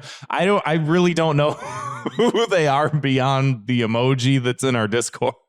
No, here's the thing. They make good content. I have never If you say so. I've never seen people that are so held hostage by their audience as like these three guys. Like they're just trying to make podcasts and their audience is like making them like disavow Bean Dad. It's like, look, Jesus. I'm not a huge fan of Bean Dad either. I don't know that anybody? I don't know that it's like, quote, change the. I don't know that what he did was quote change the opening theme song to that show bad. Like I don't know that we need like total Bean Dad erasure. Like we made that guy feel bad for that day. I think that was punishment enough. Oh, that's fine. I forgot what we're talking about. We move on to the next Asterios, voicemail. I want to see a follow up to that because now you're turning 40. I want to see. I was gonna say 30-something Mega Man, right? Like you've lived through your 30s. Now I want to see like what 30-something Mega Man because we are different. Grant and I are in our early 30s, so we want to know what we have to look and forward to. And I identify with Mega Man. Two Mega Men. Yeah. Did you see they're coming out with for Switch? They're coming out with the fucking like Game Boy Advance games. Yeah, I know. I sent it to Slime, and he started freaking out. Yeah, I loved those games. Those were great. Has anyone ever mentioned how scary it is that Mega Man is actually delighted by the sight of his own severed head randomly in a room? Has that happened? Well, that's like the like extra life is just his head. Oh, yeah. Right. It's like he runs He's a in robot, a room, and it does the thing where like he's still, but then the room moves, and all of a sudden his head is there, and he's like, "Yes, my skull! Oh, thank God!" And in the original games, the head would also blink, which is like, so this is like a currently functional quarter of a Mega Man robot. And then why do you think that he gets an extra life? You think he would only get a quarter of an extra life? There's no Mega Buster in there, but he loves it. He loves his own head. He can't resist the sweet allure of touching his own head. Well, whomst amongst us couldn't claim that to be an attribute. But Zwick in the chat says, "Can't you just emulate those games?" You can emulate anything you want, okay? I love that. Thanks. That guy's on the list. Emulator, Thanks, Zwick. That's 2 minutes of hate next week. You did the legwork for me. Now I don't have to think when I do the podcast. Now I don't have to fucking think of what my next 2 minutes of hate. Thank you. It's going to be also. I'm not going to fucking puss out of this and I'll do a different one. I'll do something else social justice-y, whatever the fuck we're tired bullshit's of that crap. going on in my head. I don't care about it anymore, okay? I'm doing when people say, "Oh, you can emulate this game." And less abortion talk, more Raspberry Pi talk. Yeah, I was Put it on your Raspberry Pi. Emulate that. Why would you spend $20 to have it on your Nintendo Switch when you can plug a Raspberry Pi into one of those McDonald's ordering kiosks and play it sideways for free until you're kicked out of the McDonald's? Exactly. Let's go ahead and move on to the next voicemail here. Indeed. We just got 2 more. Hey, Kevin. Hey, Grant. Hey. My name is Bo the Sheep, and this message is sort of directed specifically at the fine and honest Asterios Kokkinos. So as we all know, that Shinzo Abe fella got assassinated recently, and I kind of just want to know y'all's general thoughts on that, general opinions on the situation. And I just want to point this out, so stay with me. It's interesting, I find it interesting, that you have never seen the accused gunman Tetsuya Yamagami and Asterios Kokkinos. I wish I looked as good as that gunman. Are you kidding me? That guy was caught. Anything with that in case any government agency is listening into this phone call, but these are things we have to consider. It's a piece of the puzzle. All right. Anyway, I'm suffering from a very poignant. Do you Okay. Yeah, he'll just keep going forever. Look, look, that shooter way skinnier than me. Is way more disciplined. B, Trim young man. how the guy made his own double pipe shotgun. You gotta give him credit. Like that shows that's like Japanese kaizen and ingenuity. Like here in America, we can get guns out of vending machines. That used to be like satire in a cyberpunk novel, but now it's a real thing you can do. This guy had to grind his own blasting powder with a mortar and pestle? And apparently he tried a bunch of guns until he found the gun that did work. He had a prototyping process. This guy's Elon Musk. Elon Musk invented agree nothing. with everything This you guy just invented said. something. I 100% agree with everything I you have just a- said. I have a didn't take. see this coming, but yeah, go I ahead. haven't taken the whole thing. Shinzo Abe was shot, and so was Abe Lincoln.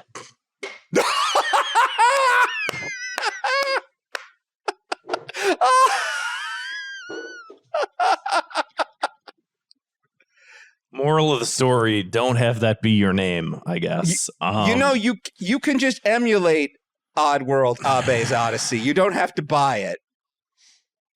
Oh, is that I saw some joke about Abe's Odyssey, and I was like, I don't get this. Is that what it is? Is that a game? That's all I've got. Yeah. That's the whole. I can't go deeper. It's like, sorry, your fine. additional context for this joke is in another castle. I know that they both have the word ape in there. The end. Honestly, I do also think that, like, in America, we have the right to bear arms, but it says nothing about, like, the right to, like, buy arms. I do think that would be a reasonable punishment for the American people, is that, hey, you can have the gun that you can build. Simple as that. Simple as that. Simple as. Make a gun. The whole thing with the boomers is they're like, nobody works anymore. Nobody works. This guy Make your own works. fucking gun. Yeah. You remember that story from the Simpsons animators where so there's like they in an early season of the Simpsons, they wanted a character to be holding a gun. And the Korean animators, they were like, we don't really have those here. You're going to have to send us like reference images of like a gun. Like, it was before the internet, obviously. They had to like fax over like a bunch of pictures of guns for Sideshow Bob to fucking hold. That's how hard this guy had to work. Wow, that's tough. You have to invent the gun. If you can invent the gun, you get a gun. You can own it. Exactly. You get a gun. You get a gun, and you get a gun, and you get check under your seat. No Oprah. Oprah's not handing out guns. You're Oprah. They don't have those. Somebody's got to be Oprah. They don't have those Max Payne games over there. They have games called Max Plane, where it's just a nice guy going about his day. And when he finds painkillers, he turns them into the police. That's fair. God bless him. Let's hear that last voicemail. Yeah. I think it's this one. Holy crap, Lois, I'm on Thought Cops. Hi, Kevin and Greg. I don't have a crime to report. I just wanted to say hi to you guys and Asterios.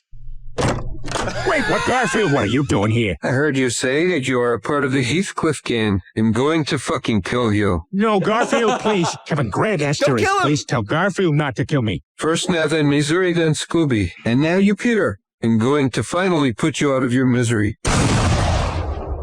Hey guys, real question. Should I watch Columbo? And also, can you recommend me a movie to watch that you think is underrated? Definitely watch Columbo. That was the best voicemail. I should have played that first. Why didn't I play that first? I didn't know that would be that. Best for last. You need to label that best voicemail that you would hear on this show, and then we'll play it first for you. You have to give us a little bit warning so that we know. Oh. Because I didn't know. Oh, my cheeks hurt from laughing. That was so fucking funny. Serious. So you Columbo, you make jokes about Columbo or whatever the fuck. Okay, now I'm just imagining, because the height difference between Garfield and Peter Griffin is like great. So like if it's to scale, it's like a little Garfield like aiming his gun way up at Peter Griffin. So we have to like shoot him through that nutsack shitty ass. Remember the time Garfield shot me through the throat? Garfield's got like a gun made of 2 lasagna pans. Good for him.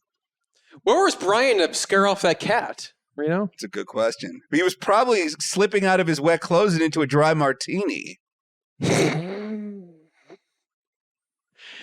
Oh, Brian. He's not so different than the rest of us, even though he's a dog. He's really sort of like the voice of reason. I see myself in him a lot of the time. I do too. I'm just like, hey, everybody else is being crazy. Why is the dog making the most sense? It's almost like he's narrating the whole thing. Remember when Family Guy got canceled and we all got upset. And then Adult Swim aired that one episode that they wouldn't allow Fox to air, and we all said, quote, good. And then When You Wish Upon a Weinstein, it was called. Yes, it was. And then when Family Guy came back, we were all like, yay. That all happened. All of us like boomers now that are like, Family Guy sucks. This thing sucks. I fucking hate this thing. Because we hate ourselves a little bit, you know? Right, we all wanted it to come back. We were sad when it left. We said 3 seasons isn't enough. Will Ferrell's the voice of that Black Knight. We got Norm Macdonald playing Death. The Kool-Aid Man jumping through a courtroom going, oh yeah? We need more of this, we said. Well, Asterios, it's like The Simpsons on freaking steroids. Remember when Brian died and we all cried because we didn't think that they were going to bring him back? That was like one of those moments where I remembered that Family Guy was still on TV. I'm like, oh. That was like what? Like 2013 or that was like almost 10 years ago. Wow. Jesus. I was going to say that somewhat recently within Family Guy lore, but can you believe we're coming up on the 10-year anniversary of Brian Griffin dying? We're coming up on like the 7-year anniversary of Stewie Griffin coming out of the closet as a gay baby. I thought that happened more. Well, I don't know.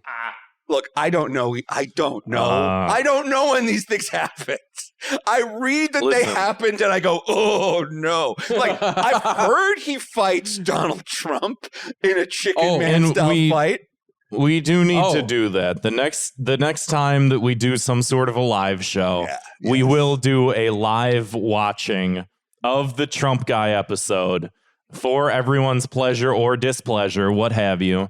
And we will be pausing in between to make commentary because there's no other way that you can watch it. Yeah. And it's going to happen. So I'm sorry. Yeah. Hit unsubscribe now if you don't want to see that. But if you do want to see that, hit subscribe. It's going to happen. Asterios and Sarancha are going to fly to Chicago. We're going to rent out a theater at the Lincoln Lodge. We're going to play the movie or the episode on the TV, and we're going to charge full price. It's going to sell out, and you're going to love it. We shouldn't even bill it as a Thought Cops event or anything like that. Just bill it as Trump Guy Family Guy episode. Peter versus Donald Trump. Produced by the Thought Cops and Asterios and whatever. However we do that, it's going to be that. That needs to be... That's part of the cultural zeitgeist. We need that in there. Yeah. People need to see. It's all people are talking about. The Trump Guy episode of Family Guy. It belongs in the Library of Congress. If it's not in there already, it belongs in there. Yeah. So...